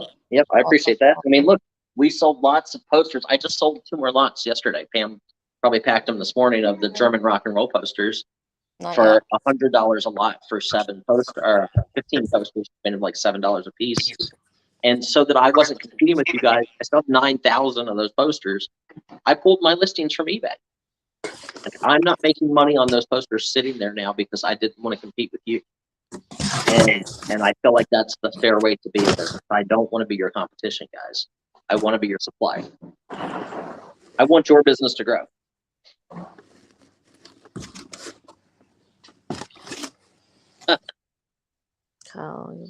All all the marble canvases, so 2,500 marble canvases is what I just sold on the pallet, are sitting near Miami right now. So they're going to be listed on, I believe he's going to list them on eBay. He's going to start them out as auctions at around $50. And there are ones that you guys didn't even get. Like there are ones that you guys did not get. And all the ones that he bought are going to have certificates, COAs with them. What's up, at least Eva 95% Lenny? of them do. What's up, Murray? What's up, Lenny? Hello, Jason. Hello, Murray. Guys, you have Brian now. Now's the time to ask him questions you want to ask. Yep, ask me questions. I still have things I've not listed when you were selling on Facebook. So, yeah. Being afraid to hire someone is a very natural feeling because you're letting someone into your personal space or storage unit or you can rent those like little offices by the day now. Just bring a box of stuff and rent one of those little offices if you're afraid of having people at your house. And go from there. You know, the thing that holds people back in life and in business is fear. And if you're afraid to hire someone, yes, you're going to go through 4 or 5 people. I don't know. Before you find one really good person. And when you find that really good person, you'll realize the other 4 people don't matter. Like it was worth going through them to get that one really good person. I can always check if you're in the Pennsylvania area, in the Allentown area. Phil does not drive, he takes a bus. If you're in the Allentown area, I can possibly put you in touch with Phil. I would highly recommend him. Obviously, he's listed the type of stuff that we have on eBay, and he listed 1,000 items a week for me. So, and you know, I'm telling you, his pay was generally 50 cents to $1 per item when he was listing for me. So that would kind of be where you could pay him, and he would work for you and post 1,000 items if you're in that area. I would give you one of my listers that I've trained. So go to Facebook. If you're in and Summers, I know you are. Go to the paper group or whatever and be like, hey guys, I have all this paper I want to get listed. Does anybody know of a listing service or anybody in my area who list that would want work? And try to get that. And there's Facebook groups out there of people who want to work. I always recommend someone who's married or someone who has children, because they have responsibility. The problem where you get into if you hire really 21, 22-year-old kids, and that is they're going to go out partying, so expect Monday them to have a rough day.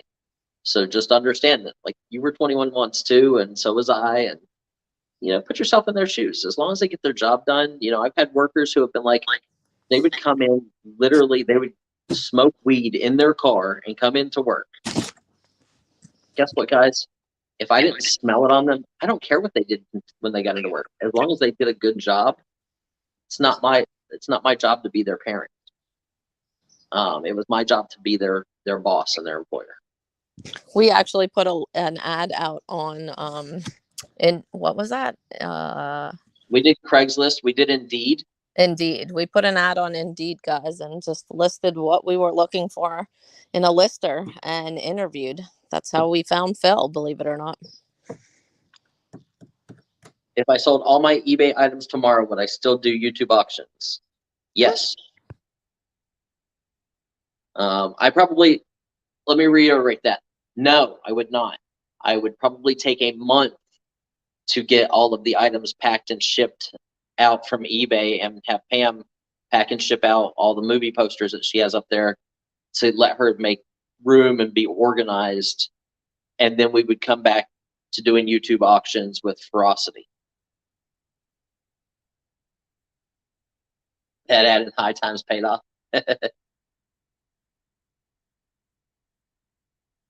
Yep, it doesn't matter. At the end of the day, as long as you have somebody who wants to work. The hard part is getting people who want to work. Like, I mean, gosh, I've had people that have been like, oh, I could earn more money working at McDonald's. Go work at McDonald's then. You don't learn anything. You learn how to push a mop around, and you're getting paid $12 an hour on the books. So by the time they figured it out, by the time, when their paycheck came around and they called me up and they're like, oh, well, my paycheck's this. I thought I was getting $12 an hour. But yeah, you're paying taxes on that. You're paying into your, your unions and everything else. You're getting $5 an hour or $6 an hour, or $7 an hour. So our starting pay was always higher. And if you were a hard worker and you got paid per item, I've had workers that have earned $40, $50 an hour. Like, you can ask Pam. There's been times in the past where listers earned more than people who were there with me for years. Like, Pam's pay is less than Phil made listing. I know that's probably a sore subject, but Don't make me smack you today. But it is the truth, is it not? Yes, it just depends how fast or quick you are at listing. That's really what it depends.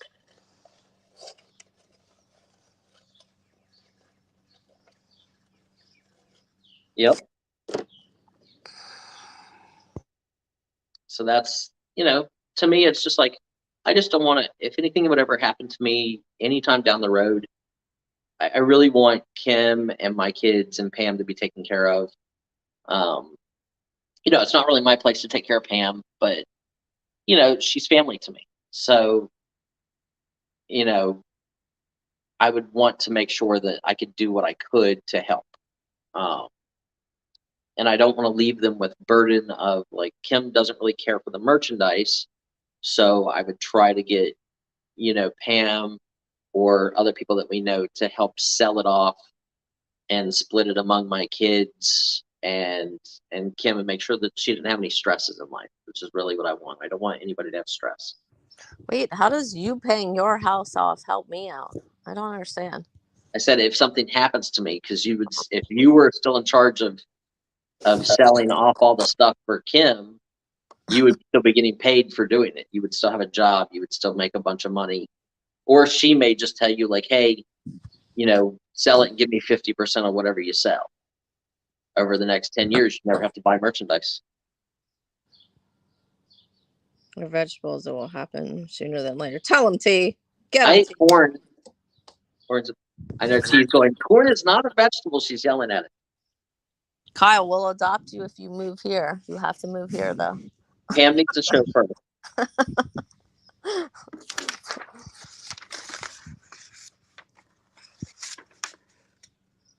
Oh, let's close. I do not eat vegetables, guys. I'm a horrible, horrible, horrible eater. I don't really drink a lot. I don't smoke, never have, other than maybe for 6 months in my life. And I try to live stress-free. So bad food is my, my negative life thing, which is how I got my wonderful, snowman figure. Brian is a good guy. He wants to take care of everybody he can, guys. He really does.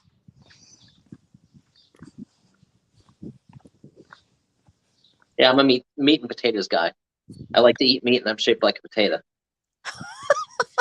What the hell? Brian. What? What is wrong with you? Where do we start? Oh my But god. no, guys, like, ask me questions, like, about things that you wonder about, like how to grow your business. Like, let me help you grow your business.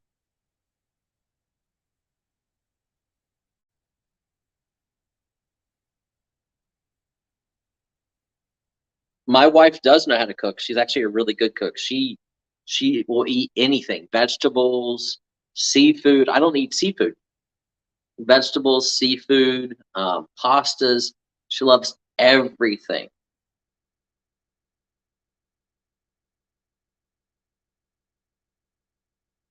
Oh, congratulations, Jason. You have another baby. Awesome.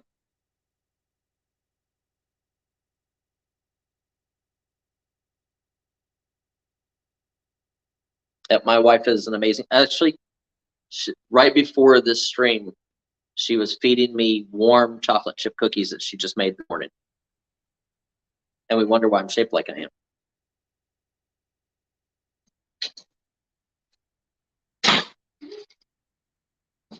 am. Snow peas are okay, Nancy. They got like a sweet taste to them. Not a big fan of beans. Yeah, we went from like, how can I help you grow your channel, to Brian's a bad eater. Yeah. Like, pick on Brian Day. And your wife feeding you cookies. What the hell? Yeah, my wife should be feeding me cookies. What? I know you made cookies. What just happened in this feed? Him make a veggie slurry. See, look.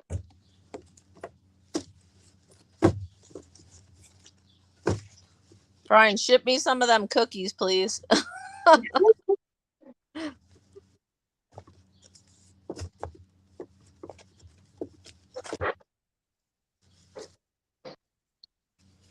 Okay, so Summers asked, what do we need to have for taxes? Due to YouTube regulations, I have to tell you, I am not an accountant. Any advice that I give you is probably going to be bad, because I'm very bad at taxes. So I'm probably not the person to ask.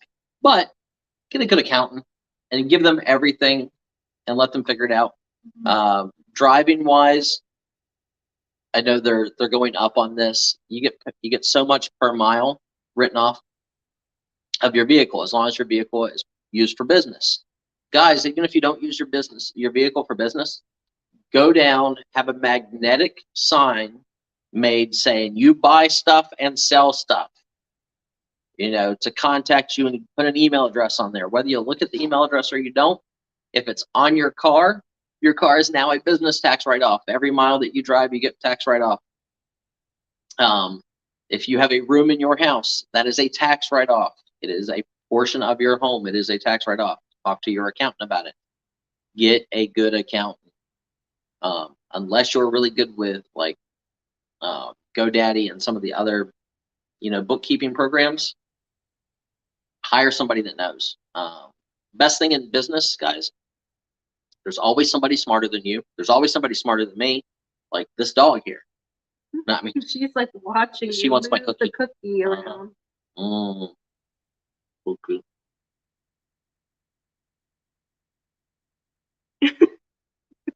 She chooses hilarious.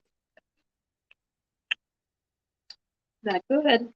Yeah, you got some cookies. Yep, it'll cost you about $70 to make a magnetic sign for your car. I know some people have like nice cars and don't want to put a sign on your car, but think about how many miles you drive getting right off 53 cents a mile or whatever it is right now. Pretty good idea.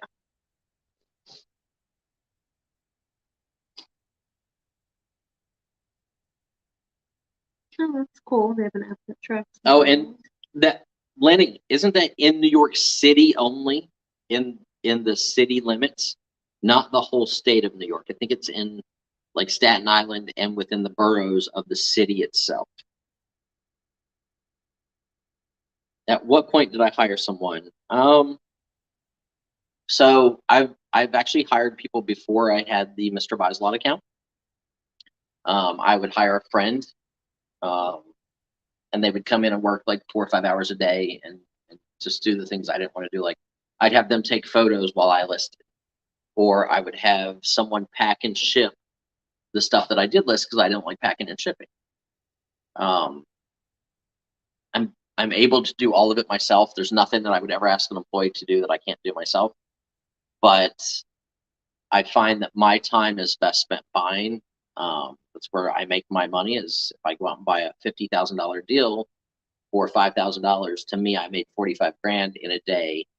Where if I sat down and listed items from that $50,000 deal and didn't make it the deal, I lost that money in a day. So hiring somebody should be hire people to do the things you don't like to do first. And if you're worried about people, give them a specific job. Like, hey, I've seen your photographs on Instagram. You take really good photos. I need somebody to take pictures of my stuff for eBay. Just have them take your pictures. It will save you time. As long as you get them in the order that you give them the stuff in and you keep track of it, keep them in order, then all you got to do is list it. Think about how much time you're saving. You're not having to switch from sitting at the computer to standing up, taking your pictures, to moving the items, to folding the clothes. Get them to prep it, take the picture, give you the card, and you just start listing when they leave. So have them do the stuff you don't want to do. Houses, boxes for shipping. Nice.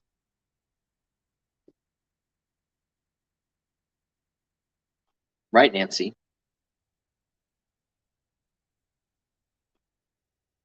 Yeah, city. Yeah, it's the city and Long Island. I know it wasn't the whole state of New York because I have friends in New York who drive around with them all the time. You just have to get a commercial permit. It's just New York City's way of saying, hey, we want more money for doing things. It's like Allentown. When you pay taxes, you pay taxes to Allentown for the privilege of being within the city limits and having a business. Yeah, it's a certain amount of square footage, unless you own the home and then you create a business. Wait, I'm saying this live, which is probably not a good idea.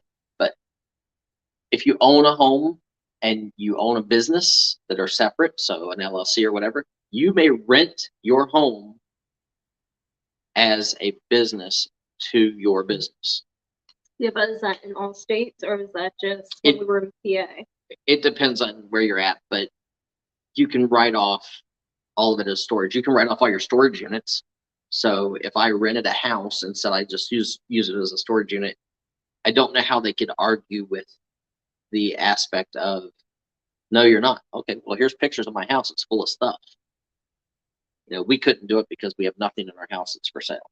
The best way to do it is to look up your local or state guidelines as far as what you can do as far as in an in-home business of writing it off on your taxes. Hey! Look, guys, we have a YouTube celebrity. Actually, he's a really good guy. Storage Auction Pirate is in the house. Hello, Mike. Arg. I am a pirate. Also, guys, we definitely support Mike. He's a great guy. He is a hustler, man. That man works in the sun, in the rain, and everything else. He has a great YouTube channel. You should definitely check him out if you guys don't. Steve, you asked, what would I unload the rest of my rock posters? Steve, we're actually working on that currently. What would you take? It would be $7 a poster across the board if somebody took everything. We have posters on eBay from $20 to $300 a piece, but it would be $7 a piece across the board, and we would just count them up. I think It's a lot of money. I think we have right around 35,000 posters. So it is a lot of money, but it is a good deal at that price. Don't give him any ideas, Striker. I've actually looked into buying box trucks. He has, as opposed to us renting them, because honestly, regardless whether he has a box truck or not, he'll still buy the amount of volume that he buys. I just have a feeling it'll happen a little more often if he doesn't have to rent a truck. I'm actually going tomorrow to help. Like tomorrow's Friday, right? Yes. Okay, so I'm going tomorrow. We met a guy that wanted to sell me 2 storage units. He's in dialysis today, is why I'm not doing it today. And he is a really super sweet guy. Has one leg. You know, really feel bad for him. Recently lost his wife. And he's like, you know, well, if you don't want to buy it, you know, you have anybody else who does. And I really need to limit it down into one thing. So tomorrow I'm actually going to go help him go through his storage units of stuff that he hasn't seen in years. He used to do flea markets. I'll wind up buying some stuff from him, but I'm going to help him move everything over to one storage unit, just kind of to be helpful. Gail, he does not have a Class C license, right? You don't have a Class C license, that's not for trucks. No, motorhome. She's looking for a Class C motor. motorhome for sale. Okay. I do not know of any motorhomes for sale, but it looks like T does. T, you just go right ahead and buy that. That's great. I'm glad you found one. No, Wait, motorhome or box truck? box truck. Sweet. T. T needs it just as much as I do. Yep, you buy that T. I create, guys. Brian's not allowed to borrow it. I take total blame for T becoming a buyaholic.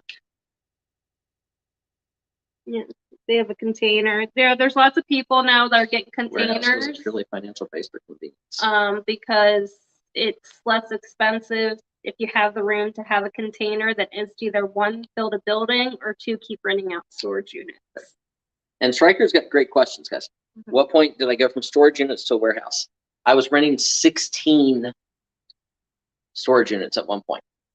So I was spending $2,284 a month on non-climate controlled storage units. So when I rented the first warehouse, it was financial and convenience based because I could work from it. And I realized that for me personally, working from home is a horrible idea. Even right now, whenever I come out and do auctions for you guys, it's right out there. If I want to come inside and go to the bathroom, I can, and then I catch a glimpse of something on TV and I miss 5 minutes of the auction. Or, you know, it's a comfort factor.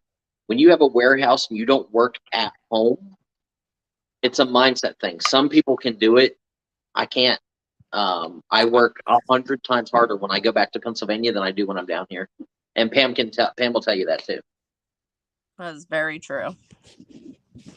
So. Very, very true. It is. You have to be a special person to work out of your home every day.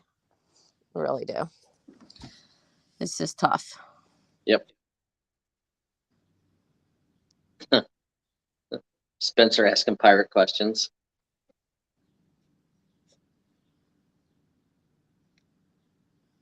Yeah, I mean, a lot of people's thing is like, you don't want a death pile. You don't want a death pile.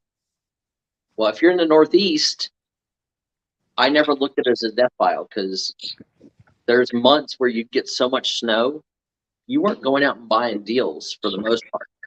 So I'd just go to the warehouse and I'd have, you know, we have millions of items that aren't processed. And, you know, I could literally fill truckloads of cards. And there's much better sellers out there than me. You know, I mean, you know, I watch Mike sell. Mike's a great salesman.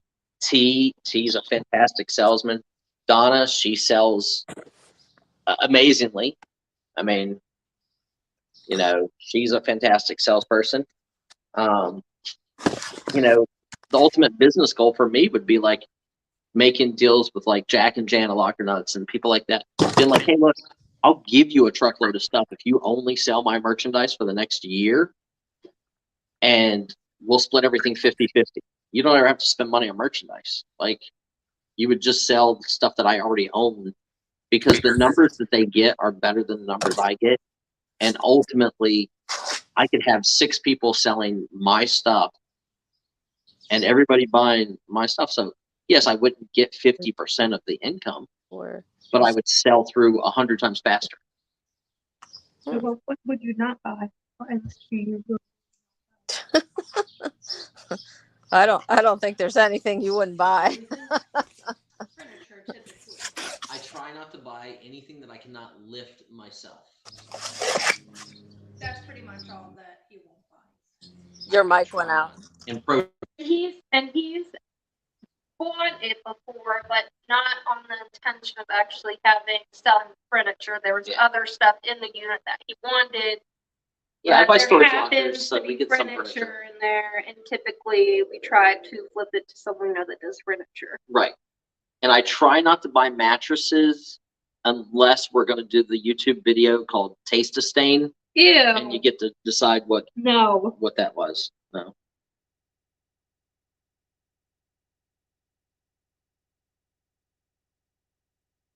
But yeah, there's not much I don't buy. Like down here, we have yard sales all the time. We've only been yard selling twice since we moved down here Mhm.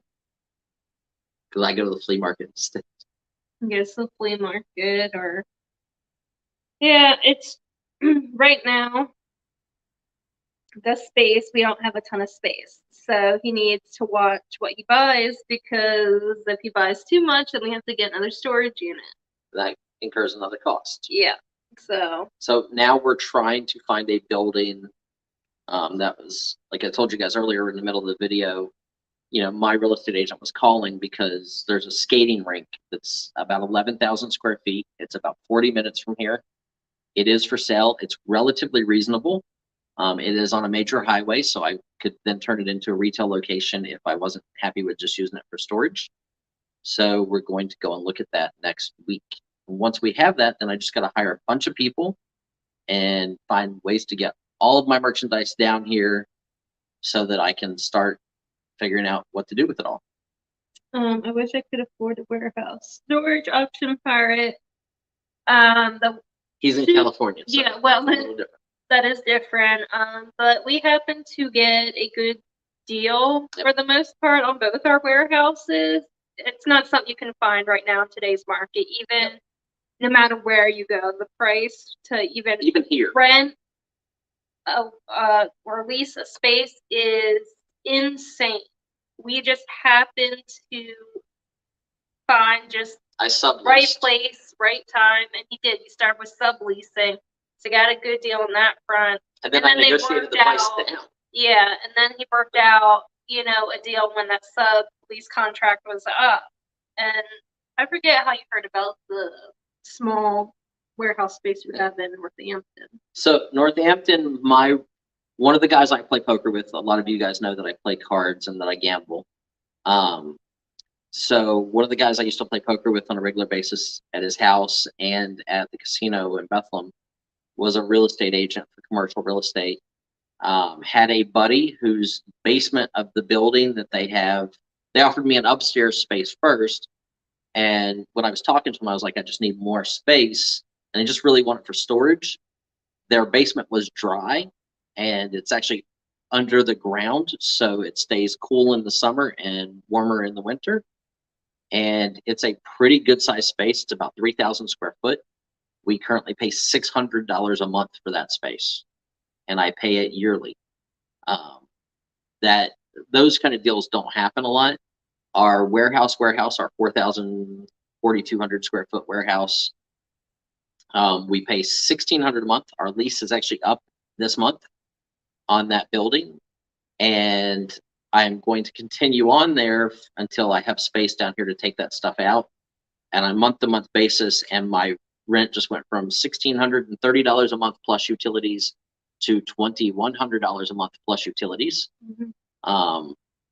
Because that's and that's even cheap for it. I mean, that's only $6 a square foot. If you figure out commercial real estate, $6 triple net. So you pay the utilities, you have to pay, a portion of the taxes, all that other good stuff.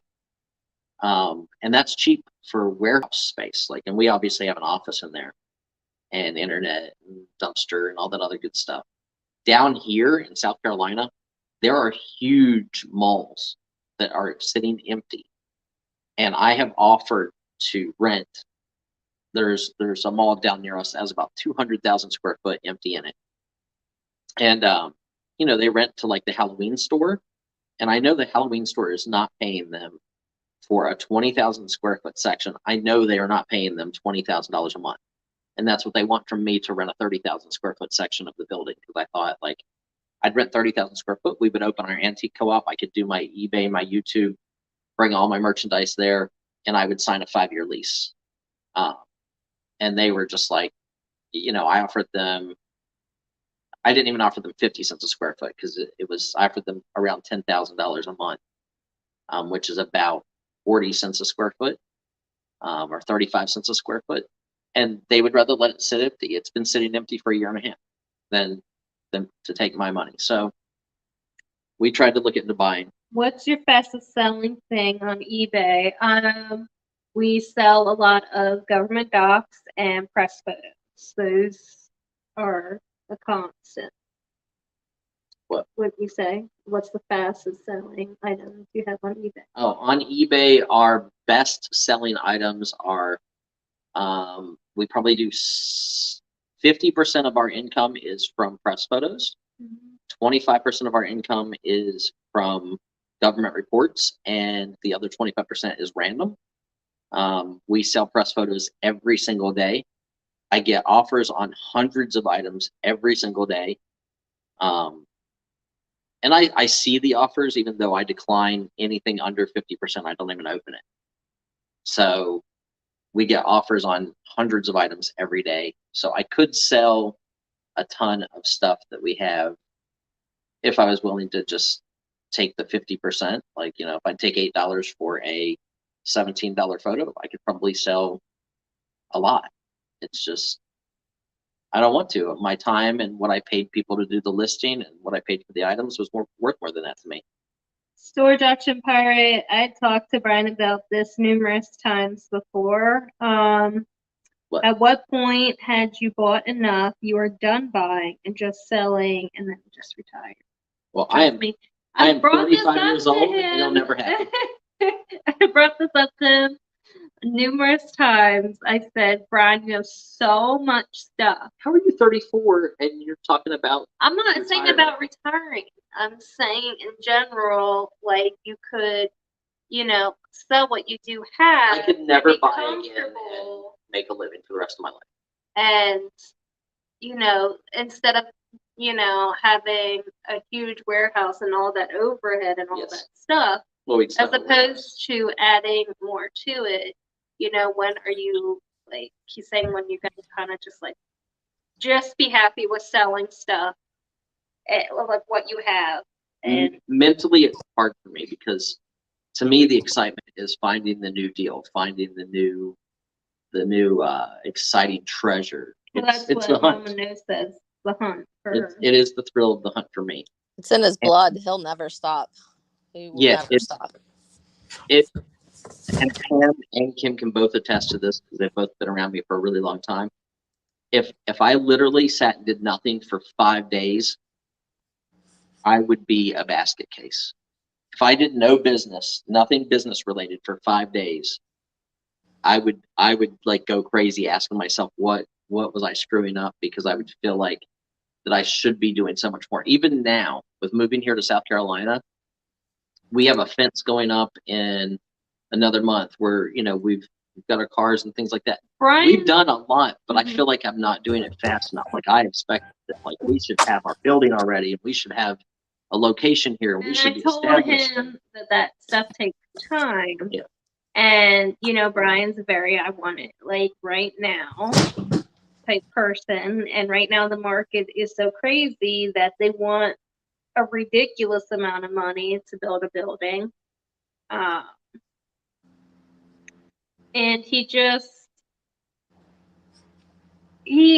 problem is he loves to buy stuff. He wanted to come down here to kind of slow down, maybe do some more fishing, relax I want a to bit. go fishing. But Brian has like that type of brain where he needs to be busy. Like he cannot lay around or sit around. So one of the things Brian does, you know, like Play video he games. plays video games because so that way when he's, you know, not doing work stuff, it helps him relax because it's still him doing something. Right. So Brian will never fully retire. When I'm dead. Hopefully, as the years go by, he'll slow down a little bit and he'll find, you know, like his I could do fishing. vacation. Like His fishing, do a I've taken vacations to Hawaii numerous times, like before I lived there, and you know, one day we'd go out and go fishing. The next day, you know, go to the Polynesian Cultural Center and watch them do fire dances. Brian wants it yesterday. Yes. and I love to surf, and I'm very like sports. Like I like to ski, and I've surfed, and I like to do all of those things. And now I'm getting older, and I'm probably not in anywhere close to the same shape that I used to be. So those things would probably be harder, but doesn't mean I wouldn't try to do them. Like I still try to race our 15-year-old son who's fast and he's thin. And I realized that when you get all of this going like that, it's really hard to stop until you go like this. You know, like slow down, and he said, and like enjoy life. Brian just wants certain things right now. I feel like once he gets those things, like if he gets the building or warehouse, he'll be a little bit more calm, a little bit more comfortable. Because right now, he has the stuff in Pennsylvania as well as stuff down here. I think once we get the stuff from Pennsylvania down here, at least that's in the big warehouse, not both, but the big warehouse, he'll be a little bit better and he'll be able to enjoy himself a little bit more. Yeah. I mean, look, as a graduation gift, my parents sent me and my first fiance to the Bahamas. And while I was there, like I was going into every little store trying to see if I could find something that was only in the Bahamas. Like, hey, can I find Pez dispensers that have been sitting here for 25 years and not sold, you know, in like this little like corner store that you know you would see movies about. When I lived in Hawaii, I actually found two stores that still had 1960s little Kittles and board games. Gene Lou's was a toy store in Kailua in Hawaii when I first moved there.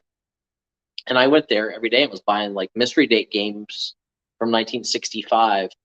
And he wasn't, you know, crazy, like, but you weren't buying them for $3 like they originally were. You were paying $20, but I was still getting 150, so it's fine.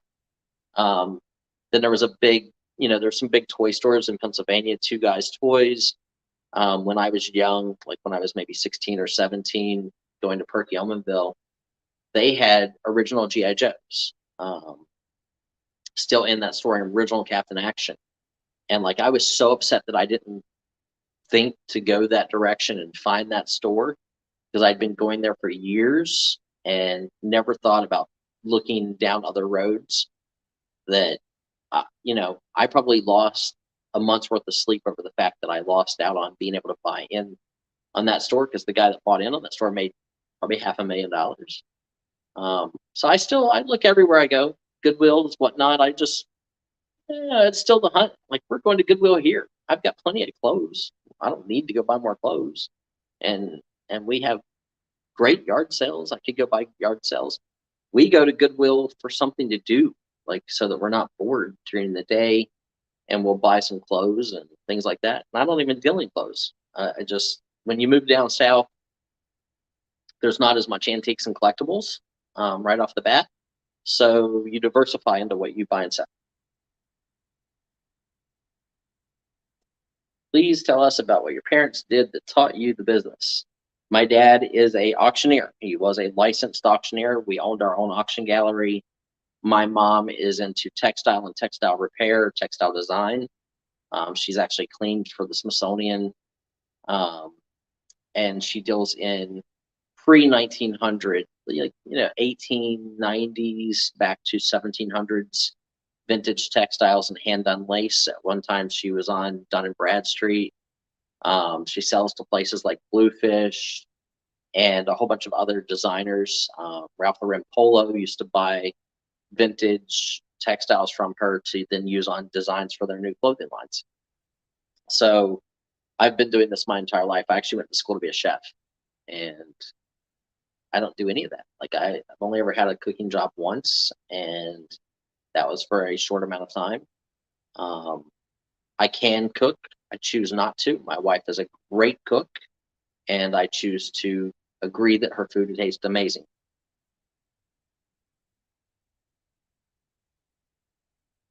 Look, my dreams are generally going into order houses and finding unopened cases of 1950s baseball packs.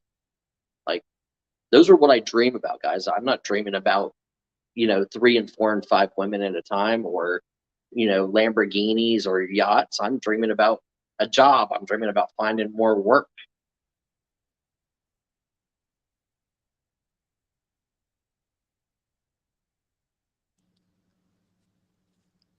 Thanks for clarifying that there, Brian.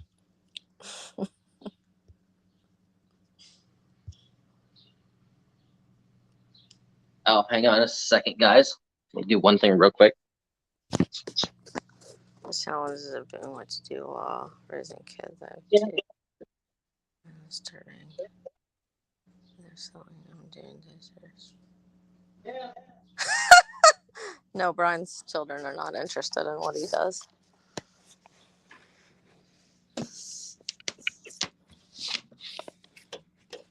Sorry, she had a call coming in, and I don't have the slightest clue where she went to. What are the challenges of doing what you do while raising kids? I have a 2 and 5-year-old. 5-year-old is starting to comprehend the reselling I'm doing. Okay, so my kids were amazing in the beginning. Pam was there when my children were very young. We used to go to the flea markets, and I would let the kids man the booth. I would let my children walk around a flea market by themselves when they were 6, 7 years old. But I knew so many of the people because I was there every week. They knew who I was. My children were taught not to touch things. As a parent, nowadays it's just nobody wants to take responsibility. Like, kids feel entitled that if I don't get this, I'm going to throw a tantrum until you give it to me because I'm going to make a scene. Man, if I did that stuff when I was little, my mom would have whooped me in front of everybody and dared somebody to say something about it. Like, she would dare them. And my mom's this tall, literally. Like, my dog stands up and she's probably as tall as my mom. Not really, but my mom's, I think, legally considered a little person. She used to sit on phone books and drive a 26-foot truck. So my mom was awesome. We used to do the entire flea market circuit from Hillsville, Virginia to New York to Brimfield to Canton, Texas. That's what I grew up doing. Like, I was doing that all the time. So as kids, they were great. I was divorced, so the problem with that was that their mother would tell them what I did was not work, what I did was not a job. Your dad's a bum, things like that. It was just a very negative influence for them. And, your dad sells people's garbage for money. He digs in the trash, which never did. I always went to flea markets. She's just a very negative person. So during the divorce, when the kids were with me, it was generally like I focused on my children. And then when they were with her, I focused on work. And as they got older, they both realized that, like, wow, you're under a lot of stress. Like, you have employees that you care about, that you want to, the money you're paying them allows them to have a life, allows them to pay for their kids. All the stuff that you buy us that we took for granted. Like, I used to give each one of my kids $1,000 budget for Christmas, when they were old enough to realize it was coming from me, and they were pretty spoiled. I mean, Pam will tell you, my kids were pretty spoiled. But, Lord forbid somebody did something wrong to either one of my kids. Like, you know, I'll give anything for my kids. So Pam was there. Pam knows. So, you know, I would say let them see what you do, and maybe they'll get an appreciation for history. Like, I don't know. I grew up in the business, so it was interesting to me, but I also saw a huge decline as I got older in young people being in the business. And that was really scary to me. It was like, is this business going to last? And then all of a sudden, with YouTube and all the social media and the pandemic, it took this huge resurgence. People were like, oh my gosh, I can work for myself and I can make a living. I think it's great to empower a kid. You know, let your son, your daughter set up a lemonade stand on the side of the road. Be there with them, make them do the work, take them, you know, write down how much it costs for the supplies. Take that money out of what they earn. Let them see that this is real life. My son is 18 years old. He lives in Wisconsin on his own because he chose to go there. He wanted to go to college. He has a job at Rockwell Manufacturing. He's not super happy there, but he got his own apartment. He pays his own bills, and I've taught my kids responsibility. So 3 days after I left him in Wisconsin, after I helped him get his apartment and everything, he got a speeding ticket.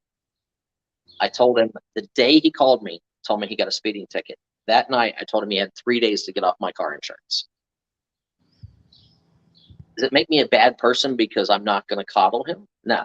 It taught him a lesson. Now he doesn't drive like an idiot. And he realizes, like, hey, I've got to pay my own way. I've got to work for it. And it will make him a better human being, a better person, and hopefully at some point a better dad someday. My daughter, she mucks stalls. She owns her own horse. She owns her own, you know, truck and trailer for the horse. She loves the horse more than anything in her life. And I gave her for Christmas, I got her lessons to ride horse. It was only supposed to be for 3 months. It wound up being for what, Pam, 6 years, 7 years? Yeah. Yep. Yeah. So I took her to lessons every weekend and paid for lessons every weekend for her to ride. So now she wants to ride. She does it competitively, but she's willing to muck out stalls and to clean up horse crap and mend fences and do whatever it takes. She works at a hospital as well, for her regular job. She's willing to do whatever it takes to get herself her passion of riding her horse. Like, she loves her horse. I was yelling for you. Thanks, Kyle. Very grateful. He has great kids, guys, but they don't have any interest in what he does. Like, those kids will never be resellers. You got to see the farm animals. It's just not their thing. But they have their own lives and their own jobs, and they're awesome, and they're just not interested in what Brian does.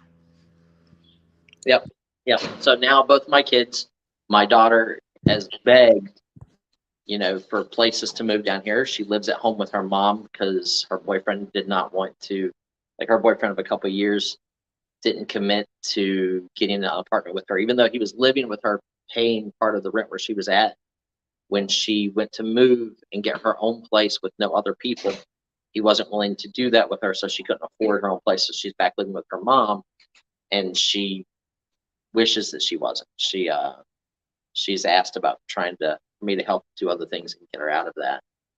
And you know, she'd love to move down here. And my son, you know, he tells me all the time how he never realized how hard it was to make a living on your own, and how many hours you have to work just to pay to eat and pay your bills. And like, he's gained an appreciation for that. And it's something that I feel everyone at a young age needs. I think there's no college in the world that will ever teach you what living on your own for 1 year with no help will.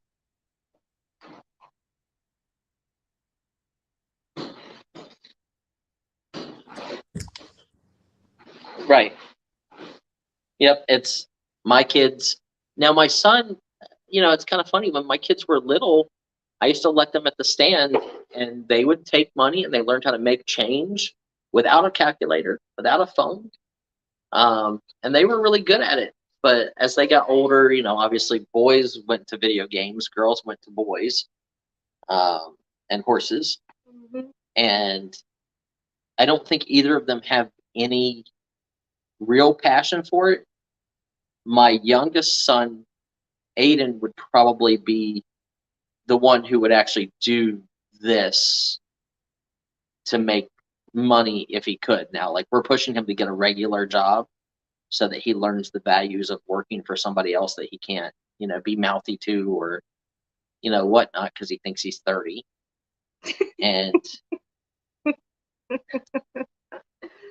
It's different, when kids look for their parents, they feel like they can, obviously get away and with I'm more, and I'm harder on people that live with me, like, so. because it's one of those things where you know what they're capable of doing. Yeah.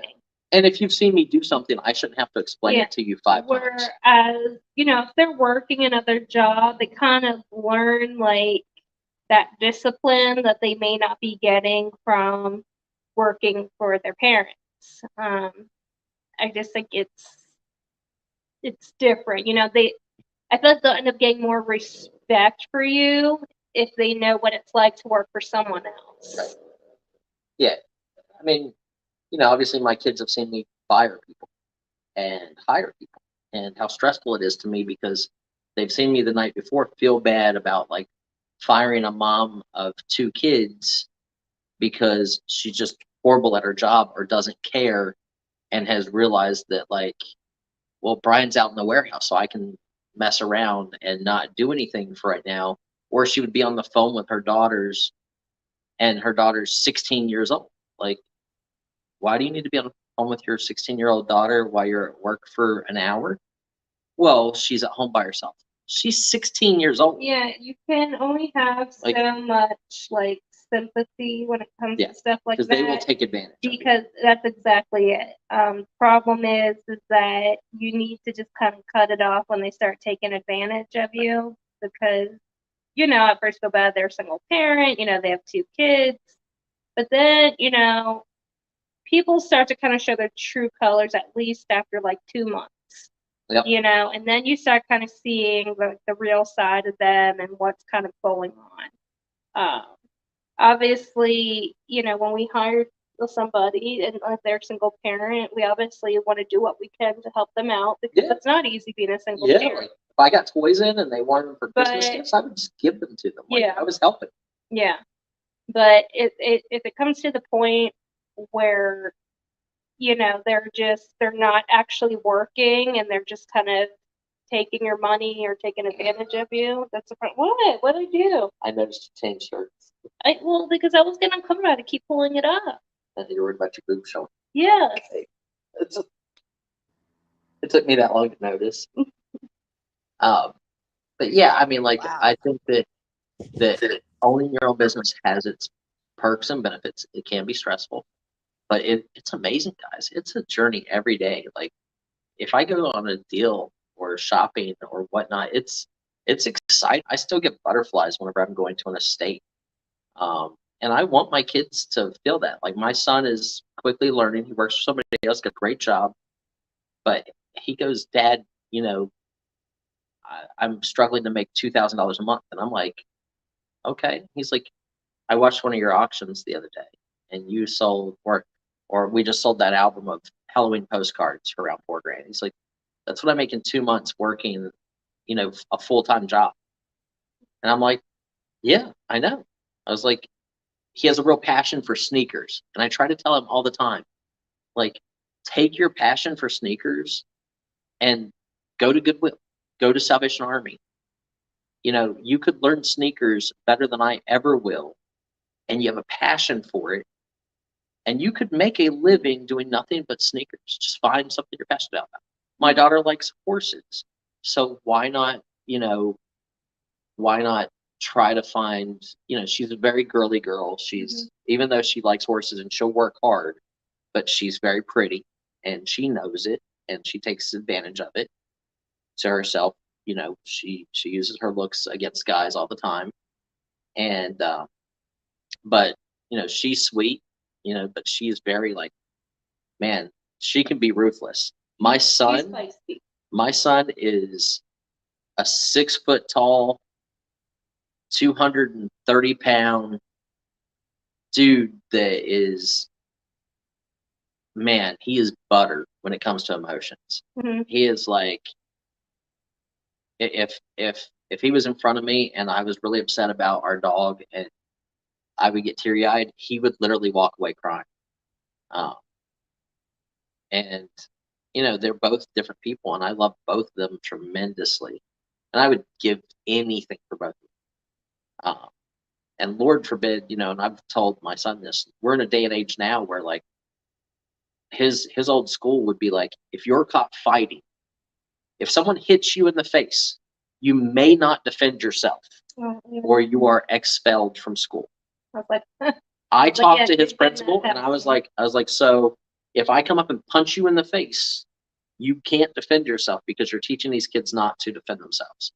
I was like, I'm telling you right now, somebody hits my kid or threatens my kid with violence or a knife or something like that, my kid better defend himself. And if you expel him from school, I'll see you on the news. I'm completely against coddling to the point of, look, your kids need to be safe, but they also need to be their own person. They need to have ability to do things. So teaching them a business like reselling means that they don't ever have to be hungry unless they choose to. So if they choose to be hungry, that's on them. That's not your fault as a parent. That is their fault as a child. If you've taught them fundamentals on, look, if reselling crashed tomorrow and we still had to pay our rent, if I had to go sling burgers at McDonald's, I will absolutely do it without one question. I will do what I'm told. I will bring home that paycheck. I will pay our bills, and I will be fine. It would be heartbreaking to me, and I probably would not enjoy it because I've owned a business and managed. I mean, there was a point in time where our business isn't as big as it is now. Yep. And I mean, I worked. Yep. I worked as a stylist, cosmetologist, and that's what I did before we moved here. Yep. And She's been a pole dancer. No, I did not. If that's something that I would need to do again, because if business slows down for whatever reason, something I would obviously do. Okay, this is my second career. Okay, yeah, I saw that. Yeah, mom knows, and social workers have a tremendous amount of stuff on their shoulders, and my utter respect for that, because I don't know if I could ever do that. Like, even as a guy, Yeah, it would be heartbreaking for me. Kim would kill somebody. I wanted to do that, and Brian's like, no, Kim would kill somebody. Absolutely not. Yeah, if Kim saw somebody beating a dog, even Pam, or a child, like actually abusing a child, not she like would slit somebody's throat and dare somebody to be mad about it. Like, she'd go total gangster. Yeah, like if I would clearly see a child in a crappy home, the problem is that the system, it's flawed. So there's a lot of people that get The social system is eBay. Money? Is that what you're saying? No, it's greed. It's the fundamentals there, but they just don't keep up with the times, and they're not willing to do what it takes to make their business a better business. Yeah. So I would definitely, I wanted to do social work, and Brian said no, because I would kill somebody. Or she brings it home with her too. Yeah. And hi, Dom. Sorry we didn't say primetime treasure hunters here. He would be absolutely right. So Stryker asked, what will the collectible market look like in 20 years? Ephemera, comics, cards, still good, or something else? Collectibles in general have a 30-year shelf life. So what I think is really funny is like Transformers, 1982, 83, 84, with the years of Transformers, are more collectible than 1960s robots. So whenever I started in the business, a Mr. Atomic was like the thing you were hunting for, a $10,000 robot. That robot's still great, and it's probably still thousands of dollars. But I can find a 1984 Optimus Prime still sealed in the box, much more likely than I can find a 1960 Mr. Atomic. And guess what? A 1984 Optimus Prime sealed in the box, if you get a high enough grade, will sell for $5,000 or $10,000 or more. So it's kind of like every 30 years, the people who are getting money are the people that are hitting their prime at that point in time. And so there's always going to be people like that. I think comic books are never going to fall to the wayside. Cards just had that big boom in February of last year or the year before, and just got that huge inflated bubble. So I think cards are a more delicate market than comics. Comics are going to stay hot because every character is relevant. Like, have you seen a movie about Derek Jeter? Maybe. I mean, there's a Michael Jordan documentary. Going for my son. Oops, I better go get it done. Yep, there's a documentary about Michael Jordan. Most kids don't think their parents know anything when they are young. When they're older, they realize the parents knew what they were talking about. Exactly. So I think comic books are a much stronger market because they're going to make, Disney and Marvel realized, oh my gosh, there's a million comic books, there's endless possibilities, and every one of them can become a TV series or a movie that is relevant. And it takes away from reality. That's why people like that stuff. So it's the same reason we all watch sitcoms. It's the same reason you guys watch me. As many people hate the fact that I make adult innuendo jokes, and I'm sure I lose some subscribers and some viewers at my auctions because of it. There are equally as many people who come in and enjoy it because they want to laugh. They want to enjoy life. Okay. So they want to enjoy life too. So I'm here just to have a good time. I've had people email, and I'm sure Pirate's also seen this in the past. I'm sure Dom may have. Dom's channel is a little lighter than this. But I've seen people message me and been like, I can't believe you talk like this online. You should change that so that I would stay. Guess what? I'm not changing who I am for an audience. It's not what YouTube should be about, guys. Like, YouTube is about you wanting to enjoy who I am and learn something. And I will teach you. I will give everything I am to you, but it will be who I am. It will not be who you want me to be. And that's going to be life. And I think a lot of people in today's society need to see that and need to stand up for what they believe instead of curbing what they believe just so that somebody doesn't have a conflict with them. Where was I 37 years ago? Online auctions in the future, T Garden asked. Guys, whatnot. If eBay would have been smart, eBay would have been whatnot 10 years ago. In the beginning, eBay auctions were very prevalent, and people were buying sniping software to bid in the last second. They should have said right then and there, if somebody bids in the last minute of the auction, it extends the auction by 3 minutes. It would have cut out all sniping, and it would have been like going to a real live auction. The people at eBay need to know that if you're going to run an auction website, you should have went to a live auction in your life. If you have not, you should not work at eBay or, say that you're an auction site. You just should. Like, you have to live it before you can work it and run a business that deals with it. That's just how it is.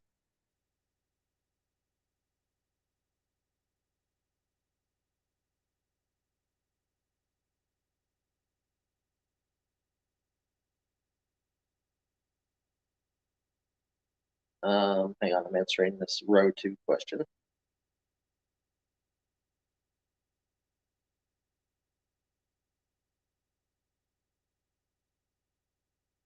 And then I'm reading your questions all kind of at the same time.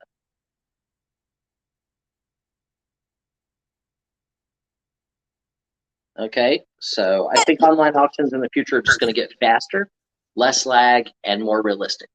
What's up, Bit? Prime wording, anyways, but get jaded at a lot of this. Like eBay, old timers die out, the estates.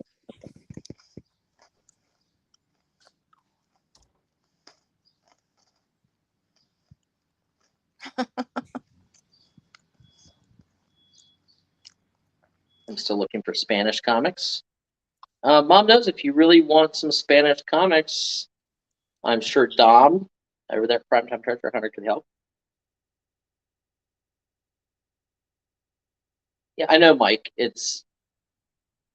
Dude, I love watching your channel when you had pink hair and mohawks and dude, be you. Like it's we get one life, guys. Maybe we get reincarnated. I don't know. Everybody's beliefs are different. We don't control how long that life's going to be. We're all born with an expiration date, and we don't get to know what it is. And it's a good thing we don't, because then you wouldn't appreciate everything else that happens up to that point. So appreciate everything, and be you.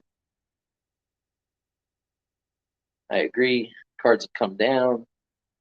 Right now, there's always going to be buyers and collectors of cards. Cards have been collected since the 50s, but 50s cards are so valuable. Mickey Mantle rookie, 1952 tops, is so valuable because more of them got put into kids' spokes in their tires than got put into sleeves and put into boxes. They got tossed against the wall. When you're a kid, you throw cards against a wall, you and 3 or 4 of your friends. Whoever's closest to the wall on the ground gets all 4 cards. You flip cards. You do it in groups. The people who get heads and the cards stay in that have landed on tails, you flip the card again. Whoever ends up with the last card on heads gets all the cards. That's why cards that are older have that value. I feel bad for the people who spent $500,000 on a Zion Williamson RPA 1/1 card, because guess what? Is he a good basketball player? Sure. Could have he been a great basketball player? Sure. But he's hurt all the time. He's never going to be Michael Jordan, guys. I would rather buy a PSA 10 Michael Jordan than I would a PSA 10 Zion Williamson 1/1. And now there's going to be more PSA 10 Jordans out there. But guess what? There's going to be more people who know that he's a better player and that card's always going to be valuable. Bitfreak says he would miss the end windows. Yeah, I mean, I'm trying to cut them back a little bit.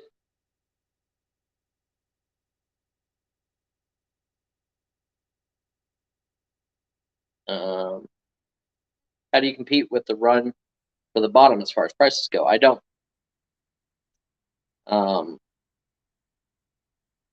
Places like eBay, look, there's sellers like Probenstein that sell cards on eBay.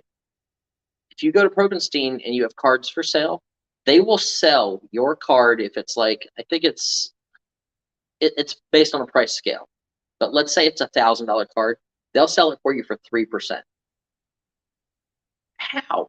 Like, how can you sell $1,000 card from me for $30 whenever your eBay fees should be 12% of that, right? Like, so to me, how do you do that? Well, they negotiated a deal with eBay because they're going to be a multi-million-dollar seller in a year. And eBay said, oh, okay, well, your final value fee is 1% across the board because you're going to sell millions of dollars.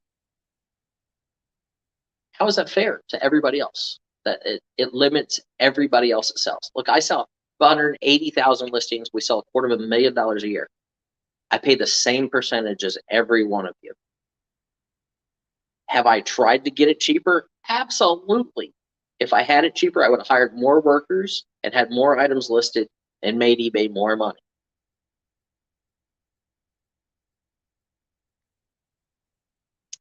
Yes, the question is, do you feel eBay is dying out?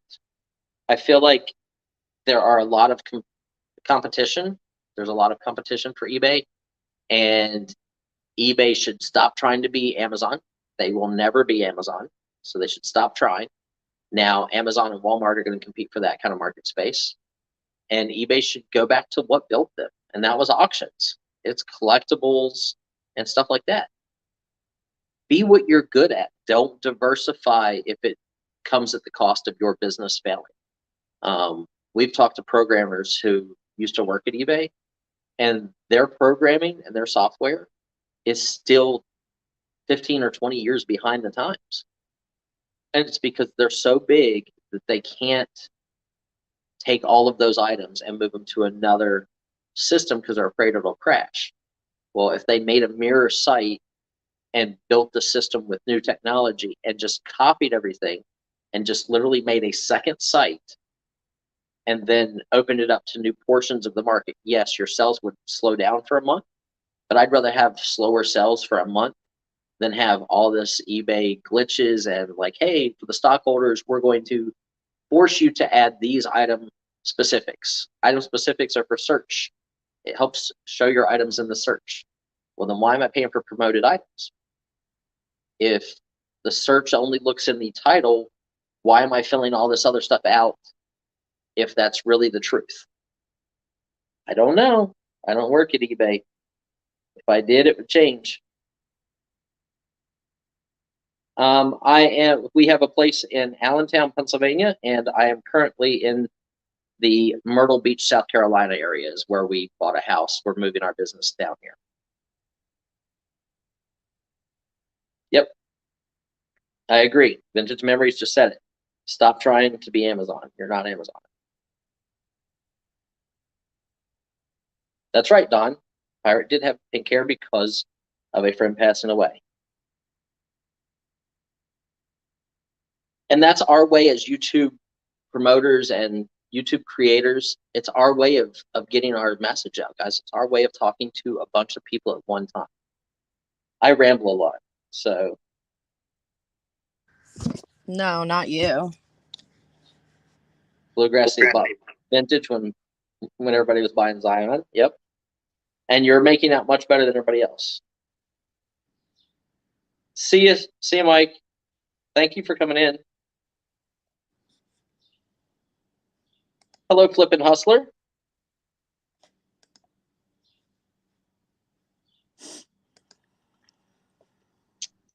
So Tea Garden, eBay is supposed to build a site like Whatnot.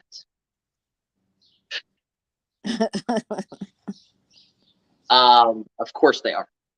If you see something hit the market with the ferocity that and the velocity that Whatnot is hitting the marketplace, and you are a giant in the industry, would you not try to mimic that success and bring over your millions of customers and figure that you're instantly going to be a success?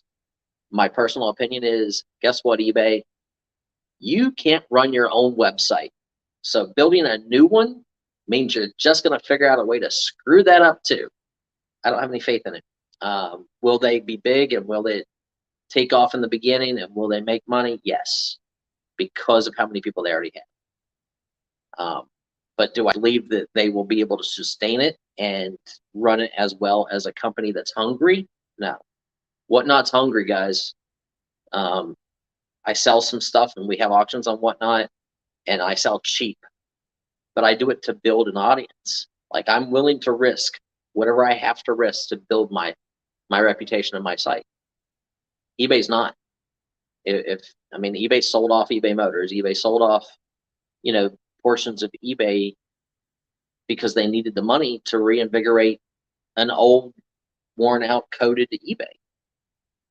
So now where's all that money? It just was to make numbers look good for investors.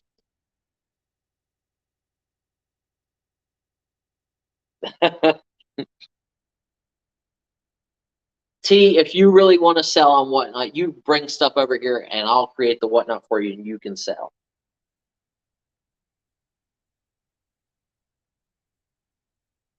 Yeah, I've heard that they were planning on it. I've also heard that there's talk of them trying to buy Whatnot.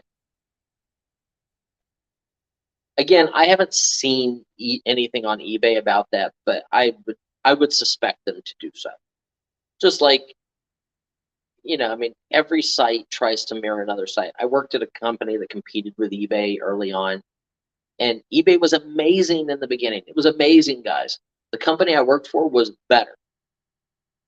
And it was the same thing, but we didn't have the traction. eBay already had 3 or 4 years of buyers and sellers. It went nowhere. I own stock options in it. I would own 3% of the company. It went nowhere because everybody was really happy with eBay at the time. If we opened that site now, if it was nowadays, that site would have been great.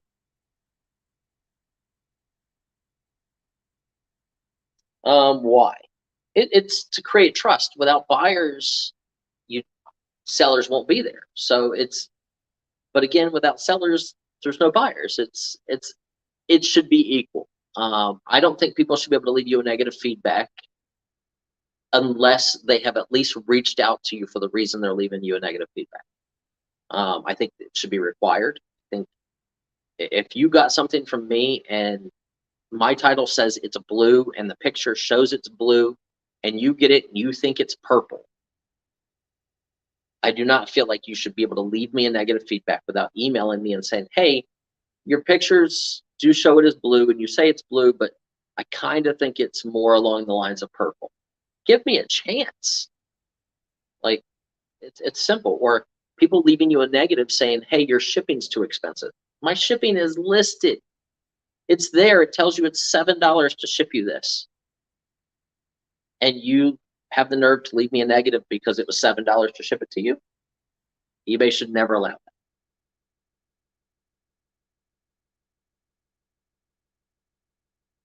Marilyn said she'd rather just provide basic listing information.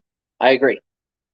Item specifics, if we choose to answer those questions to buyers, I would rather do that than have to list them in every single category because it is search based. It is for Google search and for eBay search, but eBay tells you right off the bat that their search is the title of the item. When you search items, it's searching the title. And if you want advanced search to search inside of your description, then you click on advanced search and you click include item description.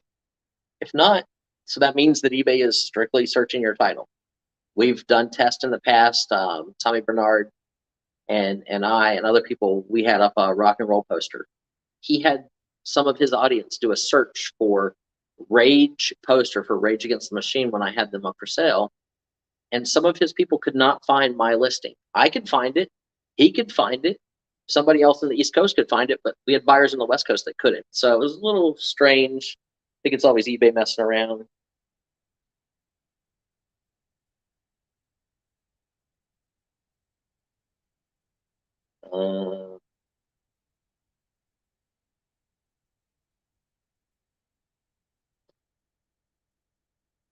No, YouTube will never be the next eBay either. I mean, there's people been doing auctions on Facebook longer than there have been people on YouTube doing auctions.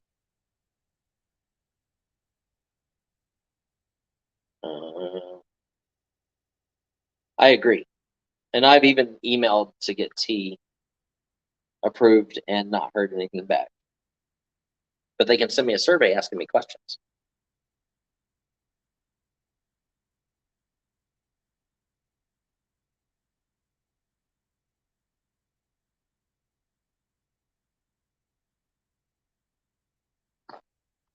Yeah, that flips. So if you had that listed as new in the package, like sealed, and the person opened it, they changed the product condition, and eBay will remove that if you fight for it. Like I have negatives on my account, guys. I have 99.5% positive. I have negatives, and I could probably eliminate a third of my negatives if I really wanted to call and talk to somebody at eBay and explain my side of it, and then show the emails where the person emailed and ask questions before buying, and then they're complaining about what they asked questions and got answers for. I don't even bother. Like, I look at it like my life is much less stress-free for me to worry about one negative when I get hundreds and hundreds of positives.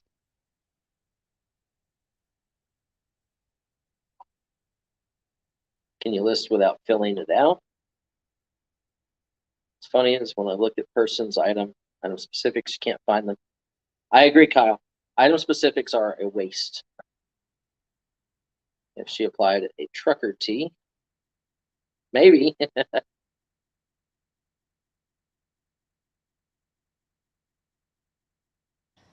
All right, Brian, I'm leaving. Good luck. Have fun. Okay. See, did you get everything taken care of? Pretty much. I mean, there's still a couple, but it's not like they're going anywhere till Tuesday. Gotcha. Well, hopefully you have a good weekend, Pam. Thank you. I hope so too. Bye, So, guys. Hope you all have fun. no, Kim just got home and her. Oh, Pam, you closed out both screens. What screen? There you go. Never mind. I fixed it. Oh. I was like, I didn't close out anything. Not yet. Pictures of my eBay sales. Pam sends out any rock and roll posters or any movie posters currently, and Kim does all the other items. Yep, T has inventory infos. Bye, Gail. Bye, Kyle. See you guys. Have a great holiday weekend. We'll see you guys back on Tuesday. I'll talk to you later on, Pam. See you. Bye. Thank you. Bye, Tea Garden.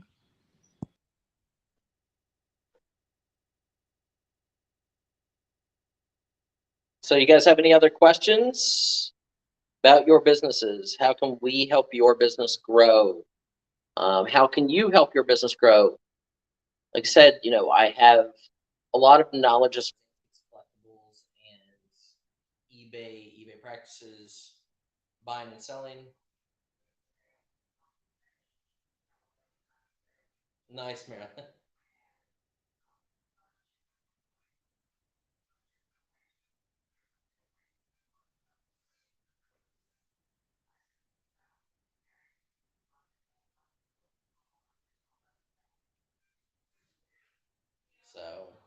So yeah, I've got a lot of knowledge from, and it's based on my parents. My parents gave me a huge knowledge base because I was brought up in this business and I was taught to work for anything I wanted. So that's what we need nowadays. Smaller resellers to grow. Give yourself a goal. Like some people are like, oh, I want to do 1,000 listings this month, when they're generally listing, 5 items a day. Well, 5 items a day is 150 items in a 30-day month without taking any days off. Give yourself a realistic goal. If you've been listing 5 items a day, tell yourself next month you want to list 7 items a day. If you do it times 30, you've listed an extra 60 items in that month. You've almost listed another 30 to 40%. And then the following month, go to 10 items a day. So in 60 days, you're doubling your output and you feel accomplished. If you set goals that are impossible to reach, you set yourself up for failure and disappointment. If you set goals that are reachable, you want them to be goals that you have to work for.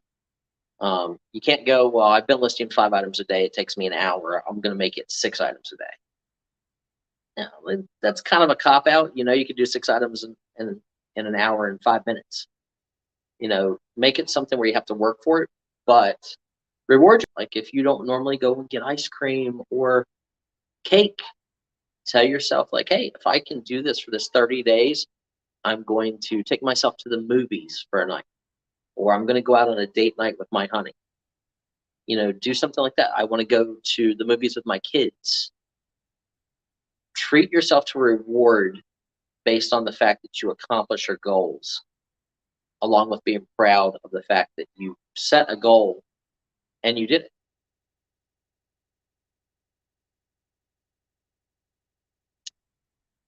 We'll start selling the boxes right at the end of June. So as long as people email me and I know that I have some interest in that, I will definitely do that. And obviously, we're going to give away the Jordans, and we're going to give away other stuff. I want you guys to be excited. Makes a difference, Marilyn. So percentage rate because.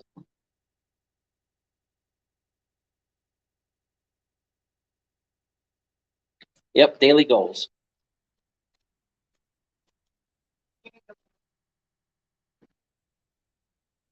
Oh, vet flips. So in this, we asked, like, if I made 1,000 boxes at $300 a box, would people prefer to have random items from my warehouses in those boxes, kind of like mystery boxes, but we would put at least $500 in value. It could be $5,000 in value. We don't know. It would just be kind of, we would literally open up a box and put at least $500 in value into your box and ship it to you at $300. Or would they rather have 150 items from my eBay store? The reason for that being, our eBay store, we would eliminate everything that is under $17. So they would be getting 150 items that we currently have listed at $17 or more for $300 shipped. So they'd be paying less than $2 a piece across the board because they'd be getting free shipping, which would be about 20 bucks of that.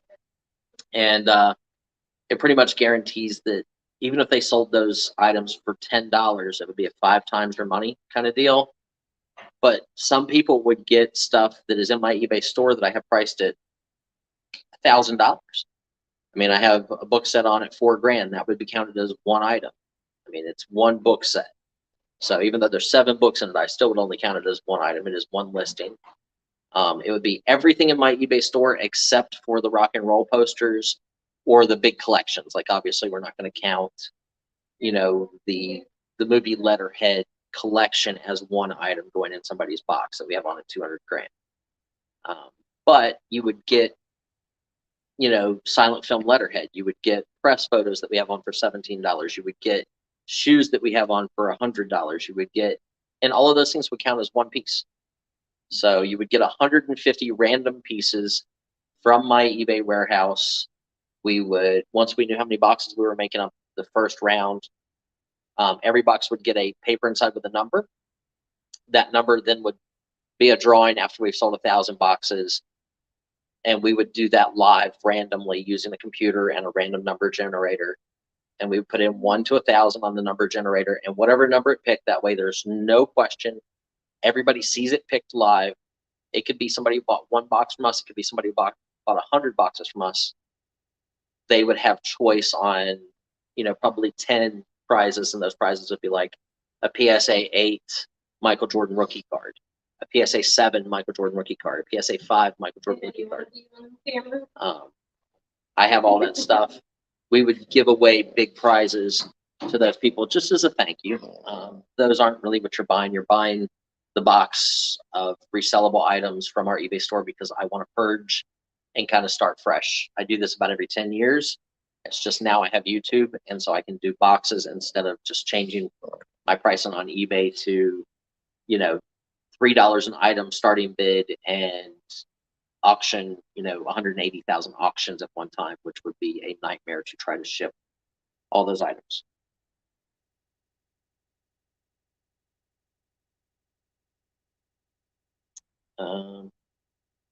Smart sellers, purchase Maryland.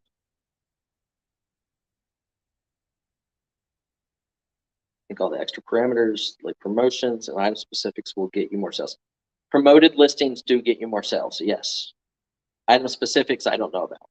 Well, a promoted listing you have to pay for, correct? Yep, you pay an extra percentage. You don't have to use eBay's percentages, those guys. You can put in your own, put it at 1% if it's in the collectibles category, because if you're listing something that only 2 other people have, chances are they're not promoting their listing above yours.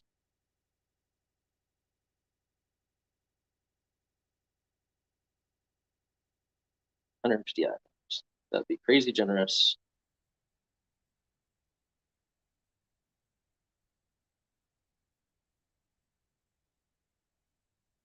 Yep. We would make 1,000 boxes because I have 150,000 items is kind of the way I'm looking at it. So 150 items per box times 1,000 boxes, 150,000 items. It would be everything in our eBay store.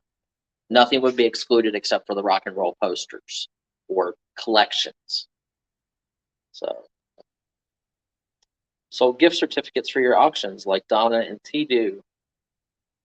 No, actually, I've never done that. Mom knows. I have talked to T about it, and we've considered it. And it's a great idea, and I may do that down the road. But a lot of my personal need is I need space, so I need to sell merchandise and get stuff out of my way versus having the cash inflow. I make enough money to live off of, So, and I have backers that, like, if I need to borrow money to buy a big deal, I can do that because I have a good reputation and I've borrowed money in the past and paid them their interest and things like that. So that goes a long way in business.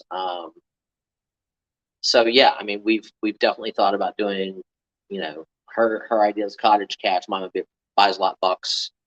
But right now, I just want to purge stuff. I want to feel reinvigorated and renewed. And some of the stuff we've had on eBay, we've had on there for 2 years. Guys, I'm not going to tell you, I'm not going to lie to you and say, hey, there's stuff that hasn't been on there for 3 years. There's stuff that's been on there for 3 years. Maybe we have it on at $80, and maybe you would be happy paying me $1.50 or $2 for it. Well, $2 for it shipped, and you would be happy selling it for $30 because you paid me $2. You'd sell it in a day, and I haven't sold it in 3 years because I don't even see offers of $30 on an $80 item.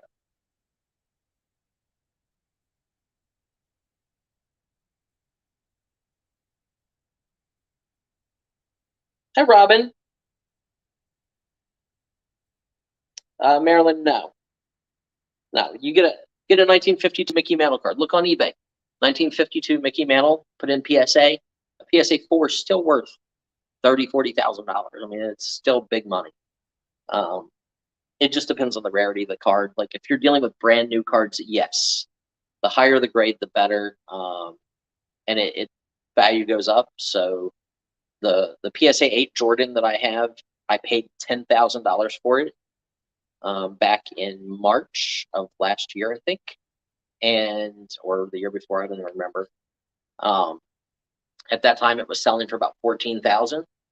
Currently on eBay, you can buy a PSA 8 for between $8,000 and $11,000. So they've came back down. But you know, if you put it on at 10 grand, it would sell over time. I think the price of those will go back up. A 9 is probably still 30,000, and a 10 is hundreds of thousands. So it's rarity based on the grade. So it is a scale up. A 7 might be worth 6,000. So there's not as big of a jump between a 7 and an 8 as there is between an 8 and a 9. But understand, people grade these things, guys. So if Johnny's had a bad day because he stubbed his toe, and he don't want to give you a 10, you ain't getting a 10. How about Buysalot bills? we send out Buysalot bills, T, all the time. Invoices from PayPal. Yep. Yeah, older cards definitely can have lower grades and be acceptable. Most of your tobacco cards and stuff like that, there are no PSA 9s or 10s or 8s or 7s or 6s. All those vintage non-sports cards that I bought, that big binder that's actually, I don't know if it's here, if it's up at the other warehouse. That binder, I paid thousands of dollars for it. I want those cards to get a 4 or 5 or better, because 4s are selling for $100 or $150 a card. So I'm happy with that. You know, I don't want a 1 or a 2, but I'd be happy with a 4 or 5. And anything above that is better.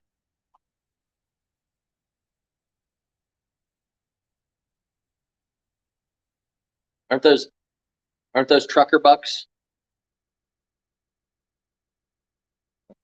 Wendy said she likes Buysalot bills. Mr. Buysalot millions.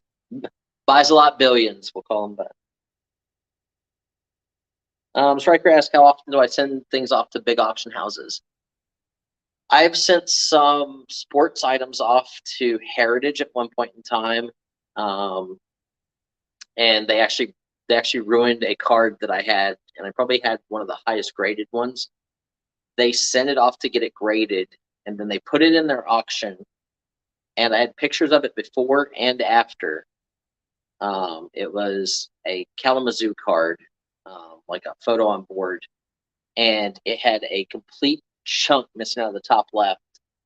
And I have an email from them to prove this. The guy was trying to rush to get it into the box to submit it for grading, pushed it down in the box, the corner got caught, and it broke the corner off of the card. So it took that card from being a $5,000 card down to being, I think it sold for $1,600 or something like that. I was furious when I saw what it sold for, because Robert Edwards had sold one for much more money. So they, of course, gave me a credit on future listings with their company for $3,400. The difference of what I felt like it should be worth and what it brought based off of the new damage that was incurred that they had.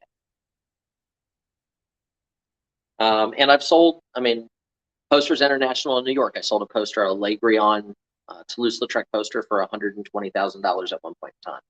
That I offered that same poster to somebody at Brimfield Flea Market for $1,000 because I didn't know. I don't know everything. The guy passed on it, came back the next day begging me to buy it, so I knew it was good. Someone told me who to contact. I contacted the guy. I drove it into New York City along with a whole bunch of other stuff from that collection and gave him a bunch of stuff. He stopped production of their auction catalog. Got a photo on the cover. I got 2 inside centerfold pages for that one poster, and it brought $120,000 plus the buyer premium and this, the big. You are welcome. Vet Flips, how many unprocessed items do I have currently? 2 to 3 million, and that's not counting the sports cards as individual items in a box. That's counting like a 5,000 count box as one item. 2 to 3 million unprocessed items. Oh, awesome, Robin. You're in Paris?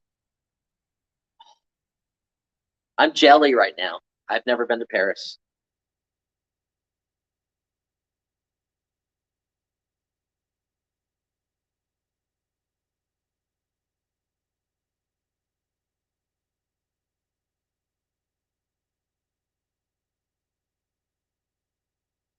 So yeah, we got lots of stuff. Any other questions, guys? I know T is going to be starting up soon. Auctions for you, T. What time are you going on, hon? Tell me.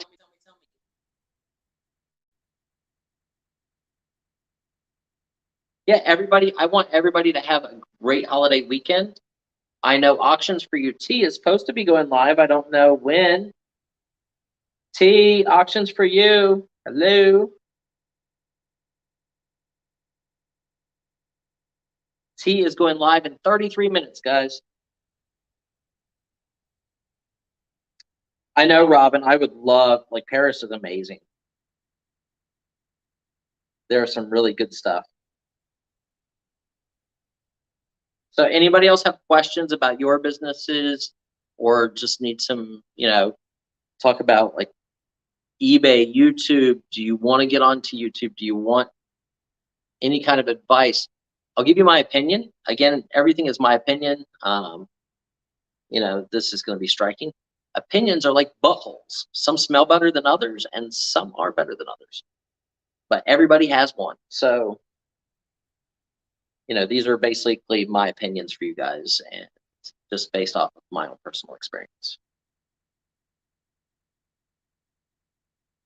How many items are we selling daily on eBay? It varies. Like there are days where we'll sell 8 or 10 items, and there's days where we'll sell 80 to 100 items.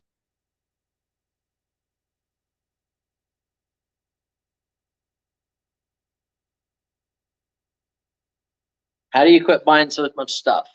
Striker, if I could answer that question, I probably would have less stuff and more money. Andrew, when people want to sell me stuff, they email me at mrbuysalot795@gmail.com. Generally, my regular pickers have my cell phone number. They send me pictures through my cell phone. A lot of them are buying storage lockers or buying out of states. They'll send me pictures of stuff that they know that I might have an interest in. And generally, it's stuff that I'm buying for you guys, like for YouTube. And then they'll give me a price. We've looked at $500,000 deals, $100,000 deals. I've got some buyers that are wealthy but they want the best of the best. You have an amazing Fantasy 15 in a high grade. I've got you a buyer. I've got a guy that'll drop $100,000 without thinking a second thought about it if it's worth it. It just depends on what it is. If I don't have a buyer yet, I can always try to find one. You know, we were just offered that antique shop in Oklahoma. Oklahoma's a little far from me. I'm going to try to pass it on to JJ. He's a great guy over there, you know, at Big Barn Auctions. And if he can make money on it, like the guy that offered it to me, he wants to make $1,000 on it. So I told JJ, like, hey, the price is $4,000 for this entire antique shop. And that gives the guy his 1,000 he wants to make plus the 3,000 they want for all the stuff. It's a great deal. If it was within 2 or 3 hours driving of me, I would absolutely just agree to do it just from the pictures I saw. And I'm sure there's a ton of stuff I didn't see. I am the striker.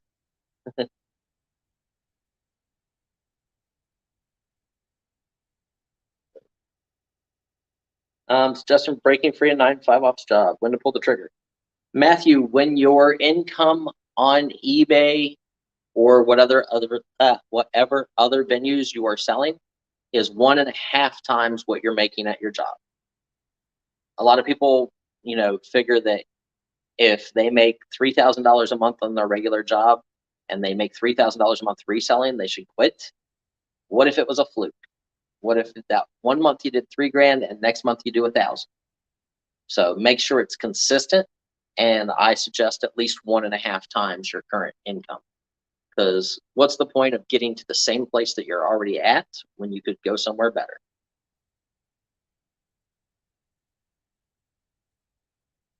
Store link at the bottom of this. Maybe. Janine, are you still here? Does anybody have my store link? Can they drop my store link in here? And I will also put it in the after the thing. I'll edit it and put it in the description. But if anybody can put my store link, Striker, it is Mr. Buysalot on eBay. So MRBUYSALOT, Mr. Buysalot on eBay. If you can put my link in, I would much appreciate that.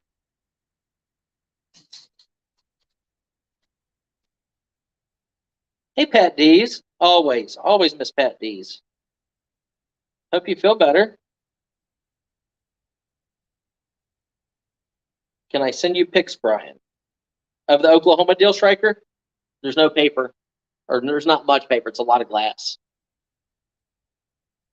But I can just send me a message on Facebook, on my messenger, under Brian Davis, the one of me in the warehouse holding the Kindle clock and a big stack of cash. Just message me if you really want to know the information. I will absolutely pass it on. And then remember, guys, at 4:30, we're going to be all going over to Auctions for You, T. She is a lovely, lovely friend of ours and has a great channel. I love T to death, and she's still in here somewhere. Thank you, Striker, for posting that. Oh, see, there's T right now. Thank you for posting that, though, Striker. And Dawn also posted it. Thank you. And Mom Knows posted it. Thank you all. So that is our eBay store. So anybody else have any questions for us? No, we'll let you guys go and get over to tea a little early, or take a little break, get some popcorn, get all comfy, put a nice pillow behind you, and get ready for the tea auction. I don't know if Donna's going to be in there for tea today or not, but if she is, hopefully Donna and T auction. They both have great stuff. When am I expanding west? Striker, actually, I love California. Like, if I could live in California, I would, but it's so expensive. We will buy anywhere in the United States. If that shop in Oklahoma would have been a comic shop or a toy store or sports cards or just an ephemera collection or something like that, I would absolutely be on a plane, flying there, loading a truck and bringing it back. We have a deal in Ohio I'm trying to work on. It's 1 million postcards, a 2-car garage full of photography, and a basement full of magazines and paper that I got told about at the Allentown Paper Show. So I'm going to be working on that deal very shortly. If I get that, we're talking a 26-foot truckload of hundreds of thousands of pieces. So we may be buying that.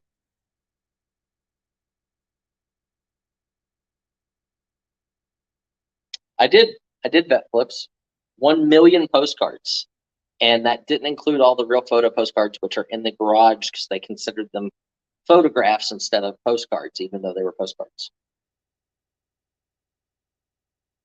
But it's a 2-car garage, a full basement, and 1 million postcards. At least that's what I was told. It's a lot of money, but I'm interested.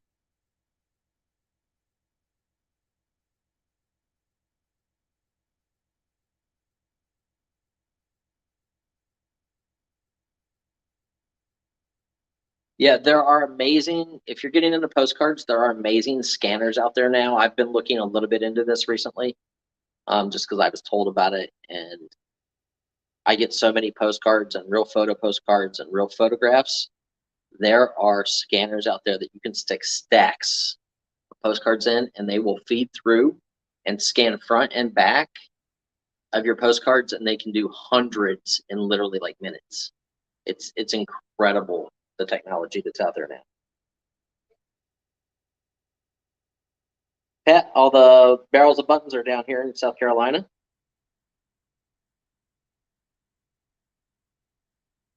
But you wouldn't want 150 buttons for no $300. That wouldn't be a good deal for you.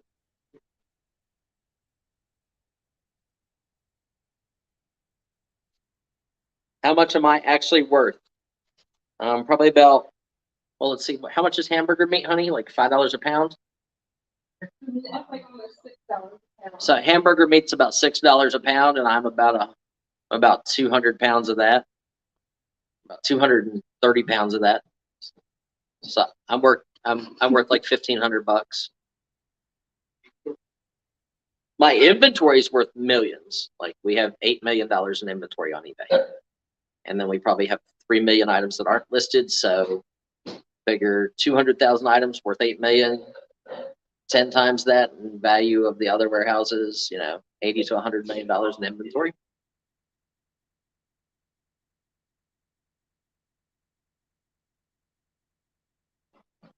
Kind of depends on the postcard. If they're real photo postcards or hold the light postcards or Halloween postcards or some of the other really rare postcards, it's better to sell individually.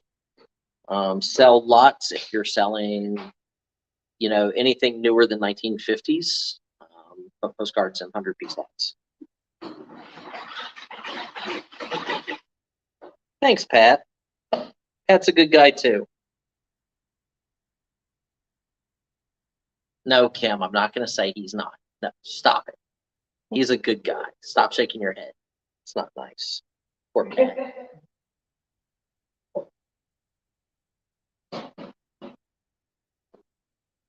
Yep, I got a chance to meet Mr. Hot Wheels the other day when I was down towards Tampa, Florida. Nice guy. Bought me dinner. Didn't ask me to go home with him afterwards. Kind of nice.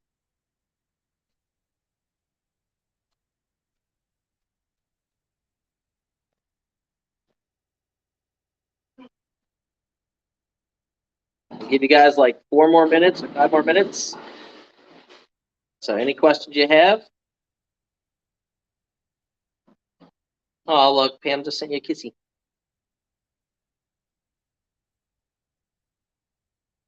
Oh, it's awesome, Bet. Yeah, I mean, the way I look at it is if you listed 33 items and you sold 2, if you would have sold 3, that would have been 1%. If you had 100,000 listings up and you sold 1% a day, you'd be making some pretty good money. No awkward kiss after dinner either.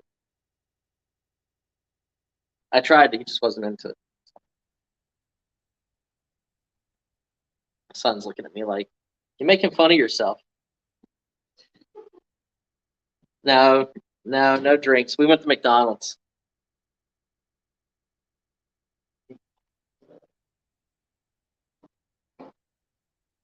Yep, Pam was definitely the added perk there, Pat.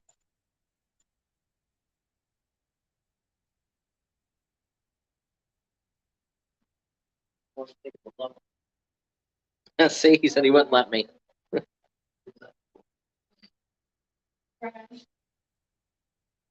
am.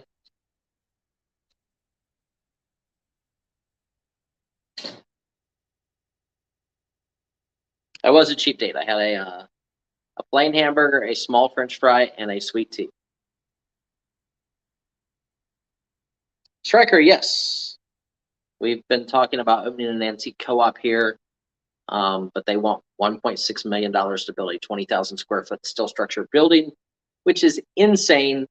They are out of their minds, and I need it to be on a good, well-traveled road because it's all about location. But yes, we've definitely thought about opening an antique shop. I don't want an antique shop just to sell out of. I want it because of all the people that bring stuff in there to sell to the owners of the antique shop.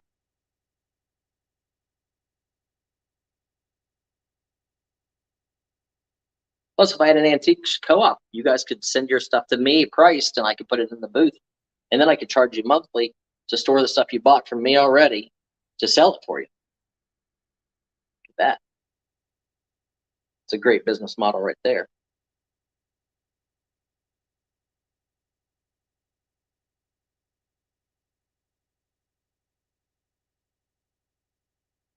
Yeah, a cat, that's definitely a good idea. I used to set up at like local armories when I was a kid. 1987, I started dealing in sports cards. I dealt in sports cards for about 2 years and then got into toys and kind of from there grew it into everything else. So I was 10 years old in 1987, setting up at armory shows selling 1987 tops and 1986 cards, Jose Canseco rookies, Mark McGwire, that type of stuff. But no coin or stamp shows. I know nothing about coins other than pre-1964 silver. That's about it. I kind of learn as I go. And stamp shows, again, I don't know anything at all about stamps. I would probably go to some if there were some around here because I think people set up with other things that I could buy.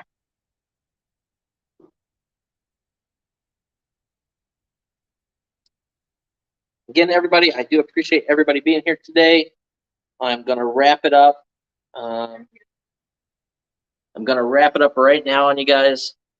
Take a break, go to the bathroom, and then get over to Auctions for You. T and Donna will be selling at 4:30.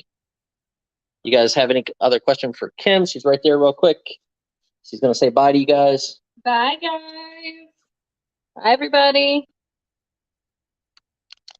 So thank you, everybody, for being here. We really appreciate it. On behalf of Pam, Kim, and myself, thanks, guys. Go see T and Donna at Auctions for You.